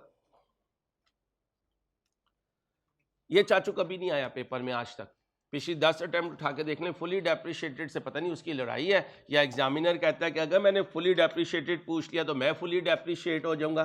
तो भाई साहब आप फुली डेप्रिशिएट नहीं होंगे, मेरा आपसे वादा रहा इंशाल्लाह आप कोशिश करें इस अटेम्प्ट में फुली डेप्रिसिएशन दे ही दें, ताकि ये रोला ही खत्म हो गया, ये पेपर में नहीं आया हुआ। मैं लिख रहा हूँ जी कमिंग अटेम्प्ट। एग्जामिनर आप देख लीजिएगा प्लीज, अपकमिंग अटेम्प्ट, उधर होता है ना अपकमिंग एपिसोड, टीजर डालते हैं ना, हाँ तो हम टीजर डाल रहे हैं कि ये अपकमिंग अटेम्प्ट में आ रहा है fully depreciated. Reducing balance method पे ये अप्लाई नहीं होगा, स्ट्रेट लाइन मेथड पे ये अप्लाई होगा। ये दूसरी बच्ची फोकस करे बेटा, ये नकाब वाली बच्ची प्लीज फोकस करे। WDV मेथड पे ये अप्लाई नहीं होगा, स्ट्रेट लाइन मेथड पे ये अप्लाई होगा। और स्ट्रेट लाइन मेथड पे जब ये अप्लाई होगा तो दो बातें ध्यान से रखनी है, या तो मेरे पीरियड में फुली डेप्रिशिएट बनेगा, या मेरे पीरियड से पहले बनेगा, या मेरे पीरियड के बाद बनेगा। मेरे पीरियड से पहले बना हुआ है तो मैं डिस्पोजल की तरह इसकी पूरी कॉस्ट बाहर निकाल दूंगा, इसे डेप्रिशिएट नहीं करूंगा। मेरे पीरियड में फुली डेप्रिशिएट होगा तो मैं इसके 2 टोटे कर दूंगा, जैसे मैं तुम्हारे 2 टोटे कर दूंगा, 9 से 1 और 2 से 6।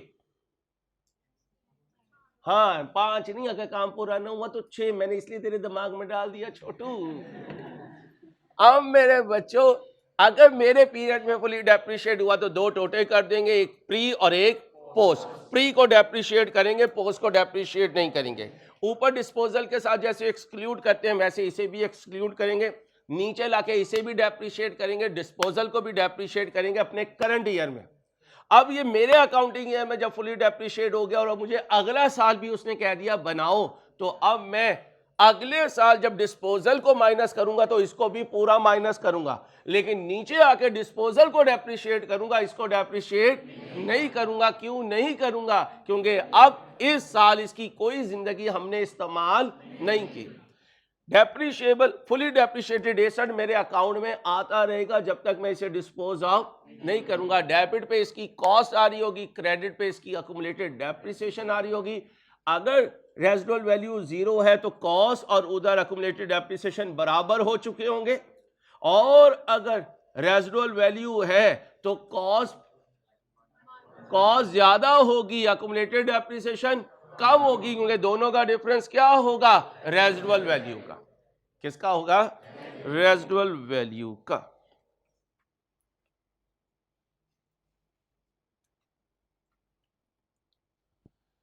एसेट अकाउंट किस पे बन रहा है? WDV पे।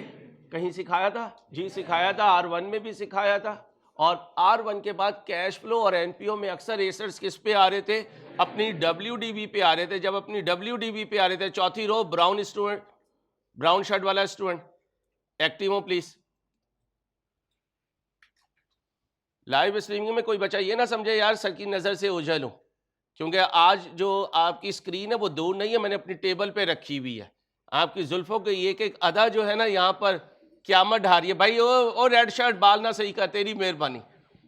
अब इधर आ जाए भाई। एसेट अकाउंट जब WDV पे बनेगा बेटा तो डेप्रिसिएशन की एंट्री होगी, डेप्रिसिएशन डेबिट, एसेट क्रेडिट, बीडी अपनी गोली मार दें, बीडी अपनी WDV पे होगा, एडिशन अपनी कॉस्ट पर होगा, डिस्पोजल अपनी WDV पर होगा, डेप्रिसिएशन अपनी ना अगर स्ट्रेट लाइन है तो कॉस्ट पे होगी, और अगर WDV मेथड है तो WDV पे होगा। आपको आरे मशीन पे लेके गया था, आपके दिमाग के 2 टोटे करवाए थे, याद करें भाई, याद करें।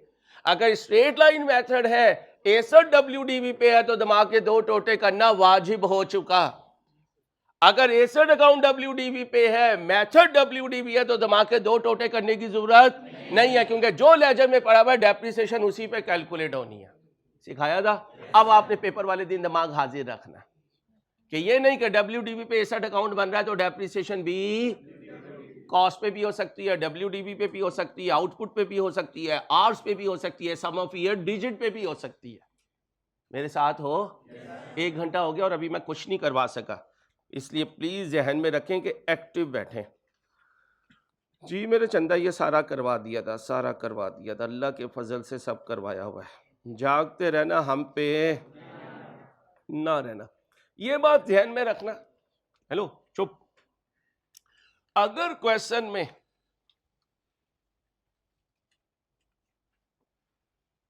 एक जनरेटर की एग्जांपल आ जाए और जनरेटर के अंदर लगा हुआ हो कोई कैपेसिटर, जनरेटर की लाइफ हो 25 साल, कैपेसिटर की लाइफ हो 15 साल, तो जनरेटर को अलहदा डेप्रिशिएट करूंगा और इसे अलहदा डेप्रिशिएट करूंगा। इंट्रो में डेप्रिसिएशन के चैप्टर में MCQ नंबर 41 या 42 था, हमने गार्ड रूम के अंदर एक एसेट लगाया था और साथ उसके सेफ्टी गार्ड के तौर पे एक और एसेट खरीदा था, और उस क्वेश्चन में हमने दोनों एसेट को अलहदा अलहदा डेप्रिशिएट किया था। तो किसी एसेट को अलहदा डेप्रिशिएट करने के लिए रूल ये है कि उसकी कॉस्ट गिवन हो और उसकी लाइफ गिवन हो। तो अब ये 2 एसेट जो है इकट्ठे नहीं हो सकते, इन्हें एग्रीगेट करके नहीं चल सकते, इन्हें सेग्रीगेट करके चलना।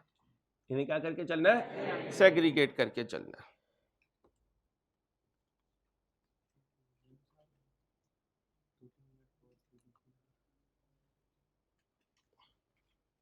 भी चलने तो 2 घंटे के बाद भी करेंगे।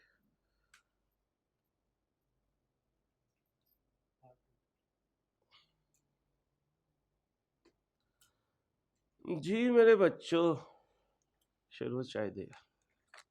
IS 16 property plant and equipment, scope mean कहां अप्लाई होगा।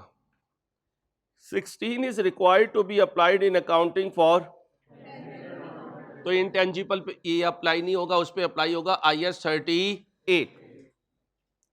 एसेट क्या होता है डेफिनेशन में? Resource controlled by the company as a result of past event from which it is probable that future economic benefit will flow to the entity and cost can be measured reliably। ये कहानी पूरी हो गई। इसके बाद recognition criteria का मतलब पता है कब रिकॉर्ड करना है? जब प्रोबेबल हो जाएगा इकोनॉमिक बेनिफिट आपको मिलने और cost can be measured reliably. अब इनिशियल मेजरमेंट किस पे होनी है? यहां पेपर में हर दफा आता है, कोई पेपर ऐसा नहीं है R1 का जिसमें उसने कॉस्ट की डिटर्मिनेशन में पंगा ना किया हो, और कोई बच्चा ऐसा नहीं है जो इंट्रो के बाद दोबारा इस शीट को पढ़ ले कि यार ये ना हो कि पेपर वाले दिन कोई मसला पड़ जाए। अल्लाह तुम्हें अक्ल दे, क्योंकि हर पुरानी चीज पे क्या कहते हो, ये तो घर की चीज है यार, ये तो घर की चीज है। परचेज प्राइस में से क्या लेस करोगे? क्या ऐड करोगे? फिर क्या ऐड करोगे? Assembling cost. अब इसमें इंस्टॉलेशन आ सकती है, handling, assembling, testing, net of any benefit earn, professional fee, architect की फी, सर्वेयर फी, प्रोफेशनल फी, लीगल फी, ये सारी चीजें इसमें आ जाएंगी।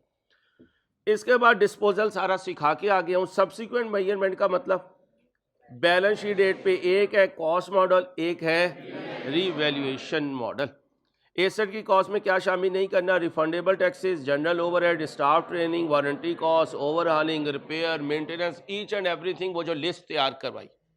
कॉस्ट मॉडल में डेप्रिसिएशन कैलकुलेट करवा चुका, इंपेयरमेंट कैलकुलेट करवा चुका, आज इंपेयरमेंट रिवाइज करवाऊंगा, परेशान नहीं होना। और आपको रीसेंट अटेम्प्ट का क्वेश्चन भी करवाया था जिसमें अक्यूमुलेटेड डेप्रिसिएशन भी माइनस करते हैं और अक्यूमुलेटेड इंपेयरमेंट लॉस भी करते हैं। डेप्रिसिएशन पूरी क्लास पर होती है, रीवैल्यूएशन पूरी क्लास ऑफ एसेट पर होती है, इंपेयरमेंट किसी एक एसेट पे होती है, क्योंकि अचानक मामला हो रहा था। पेंसिल है सर, बड़ी मेहरबानी सर। आगे जी, रीवैल्यूएशन मॉडल में रीवैल्यूड अमाउंट है, लेस अक्यूमुलेटेड डेप्रिसिएशन है, लेस अक्यूमुलेटेड, और कहां पहुंच जाएंगे? और याद करें रीवैल्यूएशन मैंने ईयर स्टार्ट की भी करवाई हुई है, ईयर एंड की भी करवाई है। और एक दिन तो आप पे बड़ा जालिम आया था जिस दिन आपने घर जाके लेजर पे लेजर बनाए थे। मैं जल्दी से टेबल बना देता था और कहता था कि लेजर बनाना तुम्हारा होमवर्क है, ठीक है। और एक वही चीज है जो हमें पक्की हो चुकी है, वो है रीवैल्यूएशन टेबल। सर जी जहां कहोगे खड़े होके आंखें बंद करके बना देंगे, हुक्म करो सर जी, ठीक है। अब डिस्क्लोजर, इसका दूसरा नाम है नोट और तीसरा नाम है एनालिसिस। ये तीनों एक ही चीज के नाम है। ओके हो गया। रीवैल्यूएशन ईयर एंड की और ईयर स्टार्ट की। रीवैल्यूएशन सरप्लस की तीन कहानियां थी। फॉर द ईयर थी, ट्रांसफर था, एज ऑन था। For the year income statement में OCI में गया था, transfer statement of changes in equity में गया था, और एज ऑन जो है वो बैलेंस शीट में गया था। और ट्रांसफर का दूसरा नाम इंक्रीमेंटल डेप्रिसिएशन भी है। इंक्रीमेंटल डेप्रिसिएशन क्या होती है? अगर एसेट कॉस्ट पे होता तो कितना डेप्रिशिएट होता, एसेट रीवैल्यूड अमाउंट पे है तो कितना डेप्रिशिएट हो रहा है। इन दोनों के फर्क को कहते हैं इंक्रीमेंटल डेप्रिसिएशन। ये हमेशा उस अमाउंट के बराबर होगी जो रीवैल्यूएशन सरप्लस से ट्रांसफर हो रहा है रिटेन अर्निंग्स में। इन्हें तो आप जानते होंगे, 1 2 3 4 5 6 7 8। अल्लाह के फजल से 8 के 8 केसेस हमने क्लास में किए हुए हैं। किसी पे मैंने टेबल बना के छोड़ दिया, किसी पे एंट्री बना के छोड़ दी, किसी पे लेजर बना के छोड़ दिया। अब जो ईमानदार बच्चे हैं उनके रजिस्टर पे 8 के 8 सोल्यूशन हैं। जो बेईमान मेरी तरह बैठे हुए हैं वो सोच रहे हैं काश मैं उस वक्त बना लेता। अल्लाह करे हम ईमानदार हो जाएं, ईमानदारी से अपनी रोजी कमाने वाले हों इंशाल्लाह। नॉन डेप्रिशिएबल एसेट की रीवैल्यूएशन हो तो आसान है, क्योंकि ट्रांसफर होना है जब उसने डिस्पोज ऑफ होना है। डेप्रिशिएबल एसेट के रीवैल्यूएशन सरप्लस के लिए स्टैंडर्ड कहता है इजाजत है, दिल चाहे तो हर साल ट्रांसफर कर दो, दिल चाहे तो डिस्पोजल पे कर दो। 99.99999999% केसेस में हम हर साल ट्रांसफर करते हैं, लेकिन दीवानों और दीवानियों पेपर में पढ़ लेना, वो कहे कि है मशीन लेकिन इसका रीवैल्यूएशन सरप्लस डिस्पोजल पे ट्रांसफर करूंगा, तो आपने ये नहीं कहना अंसारी बाबा ये कहता था हर साल ट्रांसफर करो। जो एग्जामिनर बाबा कहेगा वो बात माननी है, हम उसके आगे के बच्चे हैं, क्योंकि उनके पास सोल्यूशन है और हमारे पास क्या नहीं है, सोल्यूशन नहीं है। फिर 9 आया था, फिर 10 आया था, फिर 11 आया था, फिर 12 आया था, फिर 13 आया था, फिर 14 आया था, फिर 15 आया था और फिर बोलो 16। अल्लाह के फजल से ये भी 8 केस हमने किए हुए हैं। अब एक मोटी सी बात याद रखें, अभी करवाऊंगा पेपर में, टेंशन नहीं लेनी, रीवैल्यूएशन टेबल आपसे बनवाऊंगा, डिस्पोजल आपसे करवाऊंगा, सब करवाऊंगा, टेंशन आपने नहीं लेनी। अब आराम से सुने, अगर ईयर एंड पर रीवैल्यूएशन हो तो 4 एंट्रीज, सीक्वेंस बताओ। डेप्रिसिएशन, आहिस्ता आहिस्ता, ओए आहिस्ता, depreciation, transfer, reversal of accumulated depreciation, revaluation. Year start की लाइव स्ट्रीमिंग वाले बताएं जल्दी से। ईयर स्टार्ट के पहले दिन 2 एंट्रीज पास होती हैं, बोलें 2 एंट्रीज, रिवर्सल होता है और रीवैल्यूएशन होती है। फिर एसेट को हम 1 साल के लिए छोड़ देते हैं, 365 दिनों के बाद उसे बुलाते हैं और उसे डेप्रिशिएट करते हैं और उसे ट्रांसफर करते हैं। यानी एंट्रीज 4 ही होती हैं, ईयर एंड पर होती हैं, तो चारों साल के आखिरी दिन हो जाती हैं। डेप्रिसिएशन, ट्रांसफर, रिवर्सल और रिवैल्यूएशन सरप्लस। अगर ईयर स्टार्ट हो तो ईयर स्टार्ट में सुबह उठकर 2 एंट्रीज होती हैं। इस वक्त मैं टोटली लाइव स्ट्रीमिंग पे फोकस कर रहा हूं। पहले दिन एंट्री होती है accumulated depreciation debit asset credit, फिर उस दिन रीवैल्यूएशन सरप्लस अगर आ जाए तो asset debit revaluation surplus credit, अगर लॉस आ जाए revaluation loss debit asset credit, अगर सरप्लस के पास लॉस आ जाए तो revaluation surplus debit revaluation loss debit asset credit, और अगर लॉस के बाद गेन आ जाए तो revaluation gain credit revaluation surplus credit और एसेट डेबिट। ये चारों के चारों केस मैंने क्लास में करवाए हुए हैं। अगर गम पड़ा है, खुशी आ जाए, पहले गम को ख़त्म करूंगा फिर खुशी की तरफ जाऊंगा, और अगर खुशी पड़ी है गम आ जाए तो पहले खुशी को ख़त्म करूंगा फिर गम की तरफ जाऊंगा। गम में इजाफे की एंट्री है revaluation loss debit asset credit, खुशी में इजाफे की एंट्री है asset debit revaluation surplus credit. गम के बाद खुशी की एंट्री होती है asset debit revaluation gain credit revaluation surplus credit. Okay, खुशी के बाद गम की एंट्री होती है revaluation surplus debit revaluation loss debit asset credit. Revaluation surplus का इजाफा या कमी ओसीआई में जाते हैं, गम का इजाफा या गम में कमी जीपी में ऐड लेस होते हैं, लॉस जीपी से लेस होता है, रीवैल्यूएशन गेन जीपी में ऐड होता है। ओसीआई नीचे पैड के बाद डेबिट भी और क्रेडिट भी, क्रेडिट है तो इजाफा है, डेबिट है तो कमी है, ये सारी बातें सिखाई भी हैं। फिर स्टेटमेंट आती है, वहां ट्रांसफर करते हैं, एंट्री पास करते हैं revaluation surplus debit retained earning credit, और अगर कहीं रेक्टिफिकेशन आ जाए तो ये अज्यूम करते हैं कि ट्रांसफर पर इस रेक्टिफिकेशन का कोई इफेक्ट नहीं आएगा। ऑल्दो प्रैक्टिकली आता है लेकिन कैफ लेवल पे अज्यूम करते हैं कि नहीं आता। फिर आपको फ्रैक्शन सिखाई थी, अगर during the year asset buy किया तो डेप्रिसिएशन लेट से 6 महीने की चार्ज की, 6 की ना करें 9 महीने की चार्ज की। अब 10 साल लाइफ थी, 9 महीने की डेप्रिसिएशन चार्ज कर दी, अगले साल जब रिमेनिंग लाइफ लूंगा 9.25, 9/12 का मतलब 0.75, 10 में से 0.75 गए तो 9.25, ये पॉइंट याद रखना। अच्छा जी, डेप्रिसिएशन कैलकुलेट करते हुए बीपी फोकस करो ना, अगर आप इस तरह रिलैक्स होंगे नहीं, फोकस करना है, मेरे पे फोकस करना। बेजार होके इधर नहीं देखना कोई है, इधर नहीं देखना कोई है, मैं हूं। ठीक है, आपने से मेरे पे फोकस करना है। आपकी बेजारी बता रही है कि आपका दिल नहीं लग रहा, मैं आपका कैसे दिल लगवाऊं? सारा मेरा टेम्पो, ठहरो जी,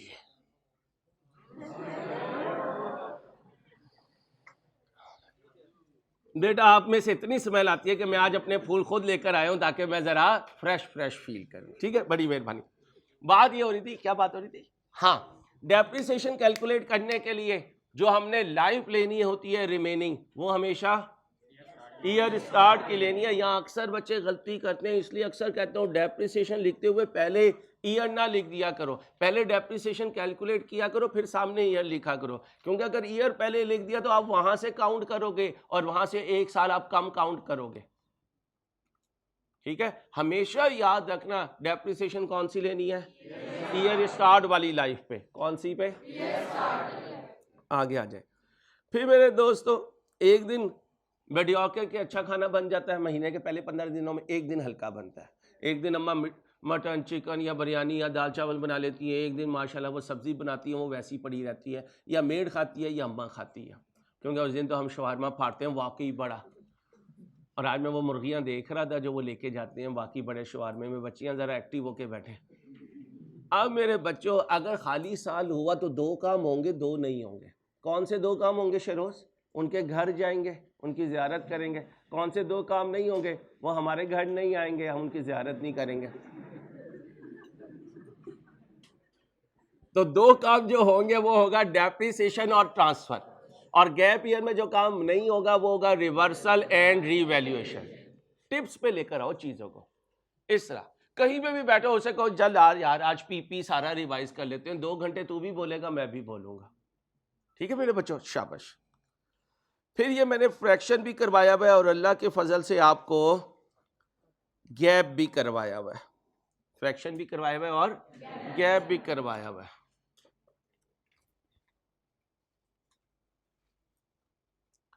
फिर मेरे दोस्तों, चलते चलते वो चले गए, चलते चलते वो, और ये हमारे थे heaviest depreciable asset, heaviest depreciable asset. अब वो वापिस आ गए।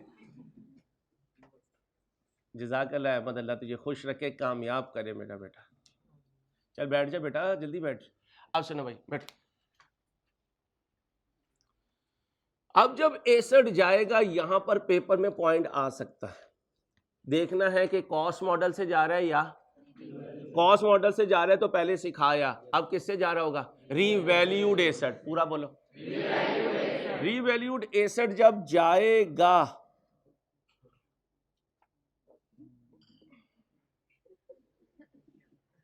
कहाँ मर गई? जब रीवैल्यूड एसेट जाएगा तो वो अकाउंट्स में किस वैल्यू पे पड़ा बता? ओपनिंग रीवैल्यूड पे। क्या बोलोगे? और इससे भी अच्छा जुमला बोलो, लास्ट रीवैल्यूड पे। अब लास्ट रीवैल्यूड पे वो पड़ा हुआ है, जाएगा तो ओपनिंग से डिस्पोजल तक अपने आप को डेप्रिशिएट करवाएगा। क्या कहा? करवा दिया डेप्रिशिएट। जब उसने डेप्रिशिएट अपने आप को करवा दिया तो अब उसे कहेंगे चल भाई जा। वो कहेगा किस वैल्यू से जाऊं? तो कहूंगा लास्ट रीवैल्यूड से जा। फिर मैं कहूंगा कैश आ, कैश आ, अकुमुलेटेड डेप्रिसिएशन जा। अकुमुलेटेड डेप्रिसिएशन जाएगी तो कहां से कहां तक की? लास्ट रीवैल्यूएशन से डिस्पोजल तक की। शाबाश बच्चों, गुड। और फिर मेरे दोस्तों, या गेन होगा या लॉस होगा। जब ये चला जाएगा तो टेबल में, भाई टेबल में क्या हो रहा होता है? इसकी डेप्रिसिएशन भी माइनस कर रहे होते हैं। फिर जब रीवैल्यूड अमाउंट में से इसकी फॉर द ईयर की डेप्रिसिएशन माइनस हो जाएगी तो इसकी WDV को भी बाहर निकाल देंगे और इसका जो सरप्लस है वो भी बाहर निकाल देंगे। अब बच जाएंगे हम मेजबान मेहमान तो चले गए। अब छोटी को कहेंगे ले आ भाई खाना। वो कहेगी प्लेटों में डाल के लाऊं, तो तू क्या कहोगे? देखिए ही ले आ। अब तो मैं हूं, मेरी बहन है, तू जल्दी से गर्म कर, तेरा भाई जानवरों की तरह खाएगा। फिर हम हाथ क्या करेंगे? इस तरह कर लेंगे। और मजा भी यकीन करो खाने का यही है, वल्लाही यही है। ये जो ऑफिशियल डिनर्स होते हैं ना, ये तो इंसान के खाने का बेड़ा गर्क कर देते हैं। इसलिए तो बच्चियां किसी फंक्शन पे खाती नहीं है, ताकि लोगों को पता ना चल जाए कि ये इतनी सोफिस्टिकेटेड बच्ची खाने में ऐसी है। लो मेरे भाई, ये चला गया। उसके बाद जो बचे वाले हैं वो डेप्रिशिएट होंगे और साथ उनका ट्रांसफर होगा रिवैल्यूएशन सरप्लस का। अब मैं ध्यान से देखना, रिपीट करने लगा। जाने वाला डेप्रिशिएट होगा, जितने टाइम के लिए डेप्रिशिएट होगा उतनी खुशी ट्रांसफर होगी। लॉस भी ट्रांसफर होगा लेकिन खुशी की एंट्री होगी, लॉस के ट्रांसफर की एंट्री। उसके बाद इसकी WDV को टेबल से, ये टेबल सामने रखना, इसकी WDV को टेबल से बाहर निकालेंगे, जितनी इसकी खुशी बकाया है उसे भी ट्रांसफर करेंगे। अब वो बच गए जो रिटेन्ड हुए, इन्हें पूरे साल के लिए डेप्रिशिएट करेंगे और जैसे जैसे डेप्रिशिएट करेंगे वैसे वैसे ट्रांसफर करेंगे। ओके हो गया। फिर जब नोट बनाएंगे, तो इस एसेट का जाना रीवैल्यूड अमाउंट से बाहर निकाल रहे होंगे। दूसरी तरफ इसकी अकुमुलेटेड डेप्रिसिएशन बाहर निकाल रहे होंगे। बाहर ऊपर वाले पोर्शन से एसेट की revalued amount, last revalued amount, cost जो बोला है वो गलत बोला है, और नीचे अकुमुलेटेड डेप्रिसिएशन से, लास्ट रीवैल्यूएशन से डिस्पोजल डेट तक की डेप्रिसिएशन को बाहर निकाल रहे होंगे। बैठ जाए या मैं कंफ्यूज होता हूं?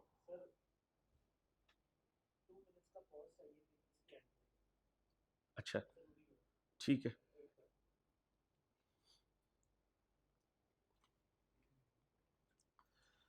अब मेरे दोस्तों जरा ध्यान से,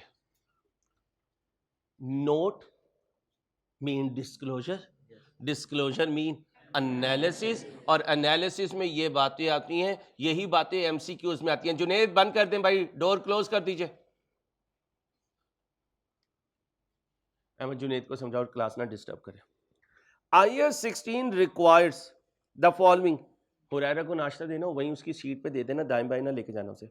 इन the notes to the financial statement for each major class of PPE the measurement basis use, याद करें नोट ऐसे ही बनाते थे, for determining the depreciation useful और depreciation gross carrying amount and at the beginning and, याद रखें opening balance लिखते थे, क्लोजिंग बैलेंस लिखते थे। A reconciliation between opening and accumulated, एक चीज क्या, एडिशन, फिर इंक्रीज और decrease in asset resulting from, impairment भी सिखा चुका हूं और रीवैल्यूएशन भी सिखा चुका हूं, और आज नोट में ये बार बार बनाऊंगा इंशाल्लाह। Requirement under certain circumstances MCQ के लिए बहुत ही इंपॉर्टेंट है, लिख भी देता हूं कि MCQs के लिए इंपॉर्टेंट है। An entity must also disclose existence and amount of, याद करें जाती उम्रा मेरा था, लेकिन नवाशी वगैरह ने सुप्रीम कोर्ट में केस किया हुआ है, तो वहां पे लिख के लगा दिया कि ये प्लॉट बराए फरोख्त नहीं है, अंसारी को एडवांस देने वाला खुद जिम्मेदार होगा। ठीक है, इसे कहते हैं existence and amount of restriction. And property plant and equipment placed, याद करें हम लोन लेकर आए थे, लोन लेने के लिए हमने अपनी बिल्डिंग किस पे दे दी थी, प्लेज पे दे दी थी। प्लेज एक सिक्योरिटी है, मॉर्गेज एक सिक्योरिटी है, चार्ज एक सिक्योरिटी है, फ्लोटिंग चार्ज एक सिक्योरिटी है, फिक्स चार्ज एक सिक्योरिटी है, अकाउंट पे मार्जिन एक सिक्योरिटी है, पर्सनल गारंटी एक सिक्योरिटी है, हाइपोथिकेशन एक सिक्योरिटी है, क्योंकि लॉ पढ़ाया हुआ है मैंने अल्हम्दुलिल्लाह, ये सारी सिक्योरिटीज हैं। ठीक है भाई, तुम्हारी क्या सिक्योरिटी है? सर जी हमारी कौन सिक्योरिटी देगा, आपके अलावा कोई हमें मत्थे नहीं लगाता, मत्थे लगना भी चाहें तो अगले क्या कहते हैं, चल साइड पे हट। ठीक है, एक दफा क्वालिफाई कर लो, यकीन करो लोग माथे से माथा जोड़ा करेंगे, फिर ही तो ऐसा हुआ है माथा। ठीक है, जाहिद ने कुछ ज्यादा माथे जोड़ लिए थे। आगे आओ, amount of expenditure recognise in carrying amount of an item of PPE and equipment in course of its construction. अगर आप क्वालिफाइंग एसेट खुद कंस्ट्रक्ट कर रहे हैं तो आपने उस पर जो खर्चा किया है वो भी उसमें ऐड करोगे, एडिशन में आ जाएगा। और अगर IP से ट्रांसफर कर रहे हो तो ट्रांसफर में आ जाएगा, इसलिए एडिशन अलहदा लिखते हैं, ट्रांसफर अलहदा लिखते हैं। जब R2 में आओगे एक और चीज बताऊंगा, उसे कहते हैं बिजनेस कम्बिनेशन। क्या कहते हैं? अगर आप किसी बिजनेस को अक्वायर करते हैं तो वो बनफ्से नफीस मालिक नहीं आता, मालिक तो पैसे लेकर चला जाता है, उसके एसेट आपके पास आते हैं, उन्हें कहते हैं through combination, through business combination. तो एसेट तीन तरह से आते हैं, एक एडिशन कर लो, एक ट्रांसफर कर लो, एक एक्विजिशन के जरिए किसी एसेट को ले लो। अब याद करें, एक क्वेश्चन करवाया था जिसमें 20 कंप्यूटर मैंने 2021 में ऑर्डर किए हुए थे, वो मेरी क्या बन गई? Contractual commitment. क्यों ये नोट देता हूं? ये सब नोट में आता है ताकि लोगों को पता चल जाए कि हम कितनी कैपिटल इन्वेस्टमेंट फ्यूचर पीरियड में करने में इंटरेस्टेड है, कितने हमारे एग्रीमेंट हो चुके और एग्रीमेंट पर कोई एंट्री पास नहीं होती। हाँ, अगर एडवांस दिया है तो एडवांस की एंट्री पास होती है। If it is not disclosed separately in the statement of comprehensive income, the amount of compensation for items of property, plant and equipment that were impaired, loss or given up that is included in. This is something exceptional. कहीं पढ़ा था, कहीं नहीं पढ़ा था, इसलिए आपको slide पढ़ा रहा हूं।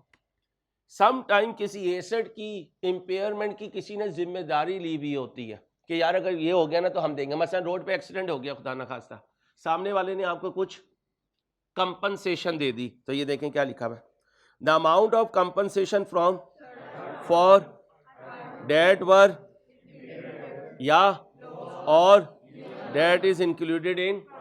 तो प्रॉफिट एंड लॉस में अगर ऐसी कोई कंपनसेशन है, कभी कोई कंपनसेशन करवाई हो? नहीं करवाई? अच्छा, एक करवाई भी है। साइंटिफिक फार्मा का क्वेश्चन था, इंपेयरमेंट का क्वेश्चन था।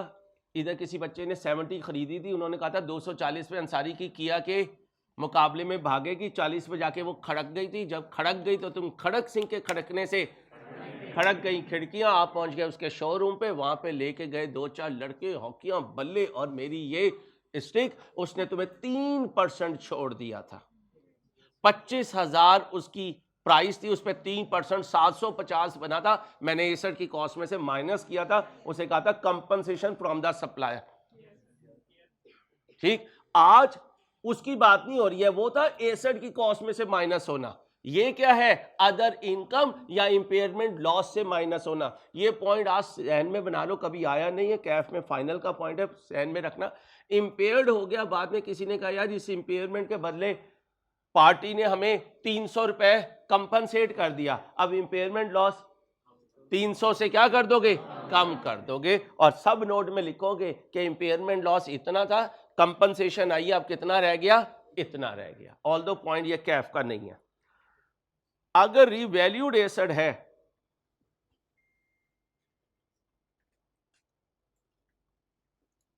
टाइम तो भाग रहा है यार, कोई बात नहीं, पकड़ लेंगे इंशाल्लाह।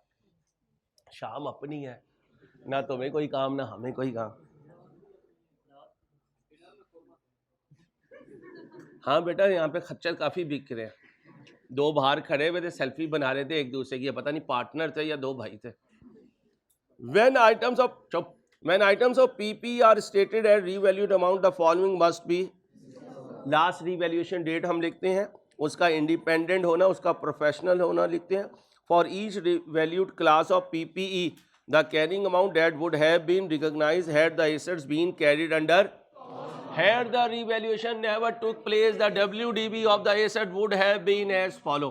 लेकिन इसके लिए जरूरी है कि ओरिजिनल कॉस्ट हो, और अगर पिछली रिवैल्यूएशन आ रही है तो ये अजम्पशन ले लेना कि पिछली रिवैल्यूएशन पहली रिवैल्यूएशन थी, और अगर रिवर्स जा सको तो चले जाना। एक नोट करवाया था जिसमें 1 लाख की लैंड पड़ी हुई थी, 12,000 का प्रॉफिट एंड लॉस डेबिट पे पड़ा हुआ था, 70,000 की बिल्डिंग पड़ी हुई थी और 16,000 का रिवैल्यूएशन सरप्लस पड़ा हुआ था। 16,000 को 4 साल पीछे लेके गए थे, 20,000 बना था, 70 में से 20 माइनस किया था, 50 पे गए थे, क्योंकि अगर नीचे गिरा है तो पुरानी वैल्यू ज्यादा थी, ऊपर गया तो पुरानी वैल्यू कम थी। और वहां एक नोट लिख दिया था कि अज्यूम कर रहे हैं कि ये लास्ट रिवैल्यूएशन ही पहली रिवैल्यूएशन थी, इसके पीछे कौन पड़ा हुआ था?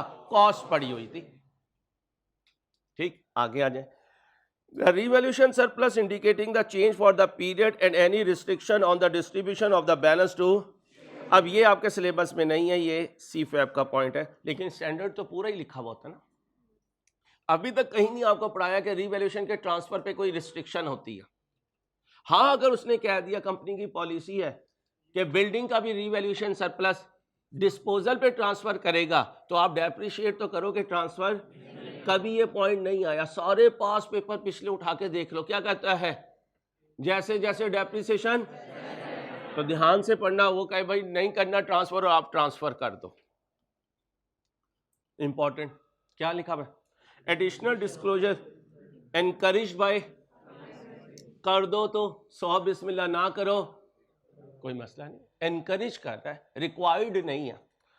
IAS 16 encourages disclosure of the following information as users of financial statement might find this information to be the carrying amount of temporarily idle property, plant and, कहते हैं अगर कोई एसेट इनऑपरेटिव है तो बता देना ये इनऑपरेटिव है, ताकि यूजर को पता चल जाए एसेट तो हमारा है लेकिन इनकम स्ट्रीम जनरेट नहीं कर रहा। फिर the gross carrying amount of any fully depreciated plant and equipment that is still in, कहता है अगर कोई fully depreciated asset है तो सब नोड में बता देना कि ये जो बिल्डिंग पड़ी है ना, जो नजर आ रही है, ये fully depreciated है। जब डेप्रिसिएशन कैलकुलेट कर दो तो थोड़ी देर के लिए बाहर निकाल देना, बाद में दोबारा लाके नोट में लिख देना, क्योंकि फुली डेप्रिशिएटेड में सिखा चुका हूँ, एसेट बिजनेस के अंदर रहता है, उसकी अक्यूमुलेटेड डेप्रिसिएशन भी बिजनेस के अंदर रहती है, वो यूज भी होता है लेकिन डेप्रिसिएशन के वक्त बाहर निकल जाता है। जैसे जब अब्बा हमारी धुलाई शुरू करते हैं, छोटी बहन को बाहर निकाल देते हैं, क्या कहते हैं, जा बिटिया चाय बना के ला, और देखिए जरा ऊंची आवाज पे रेडियो लगा ली ताकि भैया की दर्दनाक आवाजें जो हैं तेरे दिल को कहीं मूव ना कर दे। ठीक है, फिर आयोडेक्स भी वही अरेंज करती है और शिकायत भी वही लगाती है।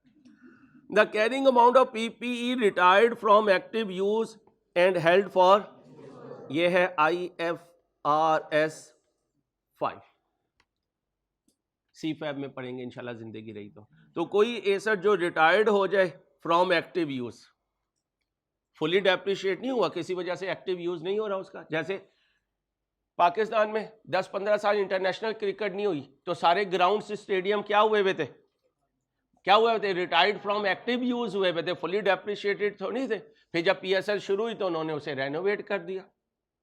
हाँ, एक आधा स्टेडियम हो सकता है इन्होंने क्या कर दिया, हेल्ड फॉर डिस्पोजल, और वहां पे कोई प्लाजा वगैरह जो है वो स्टैब्लिश हो रहा, कोई मॉल वगैरह स्टैब्लिश हो रहा, तो एक्टिव यूज से रुक जाए या हेल्ड फॉर डिस्पोजल हो, इसका भी सब नोट दे दो। When the cost model is used, अब ध्यान से सुनना, मॉडल यूज हो रहा है, fair value of PPE when this is materially different from the, ताकि यूजर को पता हो, यूजर को पता हो कि भाई कॉस्ट मॉडल पे चल रहा है, ये जो 80,000 की हम बिल्डिंग शो कर रहे हैं ना 1965 से चलते हुए, आज ये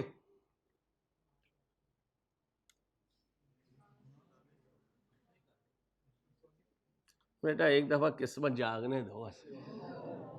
अब ये है कॉस्ट मॉडल से गरीबो और ये है तुम्हारी बिल्डिंग की, तो बता दो यूजर को ताकि लोग तुम्हारे शेयर खरीदना शुरू कर दें। ठीक है, इसलिए तो तुम्हारी अम्मा हर फंक्शन में कहती है मेरा बेटा CA कर रहा है। क्यों कहती है, बताओ क्यों कहती है? क्योंकि लोग खानदान वाले तुम्हें तुम्हारी WDB से जानते हैं और अम्मा तुम्हारी लगवा रही है। अब बताओ देना है नोट या नहीं देना? देना है भाई, देना है नोट। अम्मा को खास तौर पे कौन नहीं मारते, अम्मा बता देना बेटा CA कर रहा है।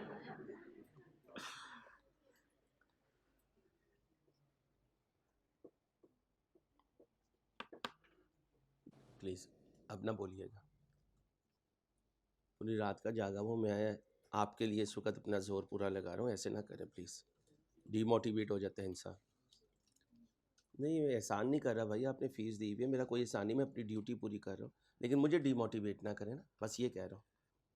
कोई टीचर एहसान नहीं करता भाई, कोई आपका मुर्शद नहीं, मुर्शद आपके सिर्फ वालिद साहब हैं और आपकी वालदा है, बाकी सब हम प्रोफेशनल हैं। ऐसे ही ड्रामे लगाए हुए हम लोगों ने।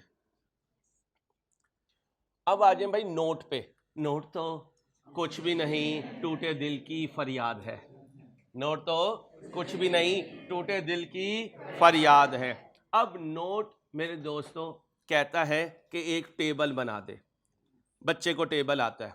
नोट कहता है जनरल एंट्री बना दे, बच्चे को जनरल एंट्रीज आती हैं। नोट कहता है लेजर बनाते, बच्चे को लेजर्स आते हैं। नोट कहता है लेजर से उठाकर यहाँ पोस्ट कर दे, बच्चे को पोस्ट करना आता है। नोट कहता है जो कुछ अभी स्लाइड्स पढ़ा के आया है उन्हें सबको सब नोट में लिख दे, बच्चे को लिखना आता है। अब होता क्या है, फंसता कहाँ है बच्चा? अगर आ जाए ना एक चीज तो बच्चा हैंडल कर लेता है। अब होगा क्या, इधर से अब्बा मार रहा है, उधर से अम्मा डोई ले आई है, भाई को मिला कोई वाइपर, भाई उससे शुरू हो गया, छोटी बहन के हाथ में था कोई गिलास, उसने कहा तेरी ऐसी की तैसी, उसने गिलास मार दिया। अब मेरे दोस्तों दुश्मन जब चारों तरफ से आ जाते हैं तो फिर हमारे औसान खता हो जाते हैं, हमें पता ही नहीं चलता किसको क्या कहना, किसको क्या कहना। जो छोटे भाई को कहना होता है वो अब्बे को कह रहे होते हैं, जो अब्बे को कहना होता है जो छोटी बहन को कह रहे होते हैं। अजीब ड्रामा घर में चल रहा होता है, अजीब ड्रामा चल रहा होता है। तो भाई नोट में यही कुछ होगा, जितनी प्रैक्टिस करते जाएंगे, टेस्ट देते जाएंगे, इंशाल्लाह उतनी इंप्रूवमेंट आती चली जाएगी। जी मेरे बच्चों, अब मैं आपके साथ जब मिलूंगा तो किस उम्मीद से मिलूंगा कि जितना मैंने इस क्लास में रिवाइज किया है इसको हम अप्लाई करेंगे नोट की प्रेपरेशन में, इनकम स्टेटमेंट, बैलेंस शीट के एक्सट्रैक्ट में और जर्नल एंट्रीज में। क्योंकि यहां पीपी से 3 चीजें आ सकती हैं। सुनते जाए, अब मैं जरा कंक्लूड कर रहा हूं, समरी दे रहा हूं। या तो पार्ट बी में आएगा, क्वेश्चन नंबर 7 होगा, 8 होगा या 9 होगा। अभी मैं आपको आई कैप का पूरा फॉर्मेट दिखाऊंगा पेपर का, मैं उसी पे फॉर्मेट पे लेके आया हूं। जो आई कैप पहले नंबर को देता है मार्क्स मैंने वही दिए हैं, दूसरे को वही दिए हैं, तीसरे को वही दिए हैं। 9 तक हमने आई कैप के पैटर्न पे ही अपना पूरा आज का पेपर बनाया है, ताकि हम यूज टू हो जाएं कि आई कैप के पेपर में जहां जैसा क्वेश्चन होगा मोर और लेस सर वही चीज लेकर आ रहे हैं। मुझे आपको यूज टू करना है अब आई कैप के साथ। अब मेरे दोस्तों अगर आया पार्ट बी में तो होगा 16 से 18 19 नंबर तक का क्वेश्चन। या तो पूछ रहा होगा नोट, या पूछ रहा होगा एक्सट्रैक्ट, या पूछ रहा होगा general entries. General entries 18 number पे नहीं लेके जा सकता, वो लेके जाएगा 14 नंबर पे। एक्सट्रैक्ट 16-18 पे जा सकते हैं, नोट 16-18 पे जा सकता है।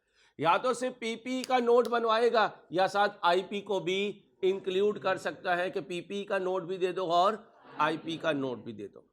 बच्चे ने ये रटा अपने जहन में खुद ही बना लिया कि ये पार्ट बी में ही आएगा। नहीं मेरे बच्चों, ये पार्ट ए में भी आ सकता है, क्योंकि पार्ट ए में 5 क्वेश्चन होते हैं, 6ठा एमसीक्यूज का होता है। 50 पार्ट बी के हैं, 50 पार्ट ए के हैं। पार्ट ए आमतौर पे एवरेज होता है, पार्ट बी को लोग चैलेंजिंग कहते हैं। हमने इतनी मेहनत करनी है कि पार्ट बी भी हमारे लिए क्या बन जाए, एवरेज और बोनस बन जाए इंशाल्लाह। इसी के लिए मैं और आप आज इकट्ठे हुए हैं। अब हमने देखना है कि सर हमने क्या क्या कर लिया है। हमने कॉस्ट की डिटर्मिनेशन कर ली, हमने कॉस्ट को रिकॉग्नाइज करना सीख लिया, हमने जिन आइटम्स को एसेट की कॉस्ट का पार्ट नहीं बनाना उनको डिस्कस कर लिया, फिर हमने डेप्रिसिएशन मेथड कर लिए, फिर हमने चेंज इन अकाउंटिंग एस्टीमेट कर लिया, फिर हमने डिस्पोजल कर लिया, फिर हमने रिवर्स बैक कर लिया, फिर हमने एक्सचेंज कर लिया, डिस्पोजल थ्रू फायर कर लिया, रीवैल्यूएशन की ईयर स्टार्ट पर, ईयर एंड पर, नॉन डेप्रिशिएबल की, डेप्रिशिएबल की, फिर हमने रीवैल्यूड एसेट से पहले फुली डेप्रिशिएटेड किया, फिर रीवैल्यूड एसेट का डिस्पोजल किया, फिर हमने चेंज इन अकाउंटिंग एस्टीमेट को भी इनकॉर्पोरेट किया।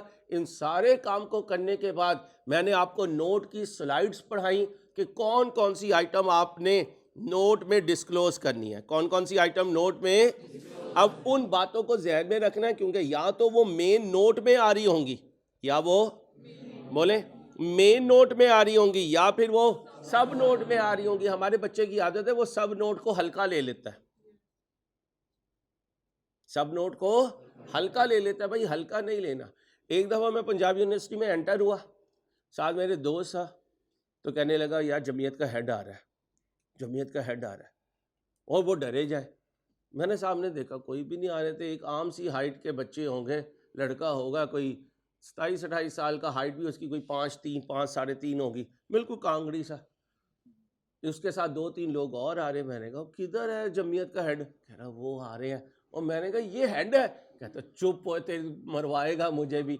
तो सम टाइम ऐसा होता है सामने वाले को हल्का लेते हैं, वो तगड़ा होता है, और सम टाइम 6 फुट का माशाल्लाह हप्पू कप्पू बंदा आ रहा होता है, हम कहते हैं यार ये हमें उठा के फेंक देगा, वो आके कहते हैं अंसारी भाई। तो इट ऑल डिपेंड के भाई सामने वाली पिक्चर क्या है। तो आपने कभी ये नहीं समझना कि ये इधर आएगा ये इधर आएगा, वो जिधर आएगा हम उसे वैसे हैंडल करेंगे। तैयार है? अपना बड़ा ख्याल रखिएगा। अल्लाह हाफिज़।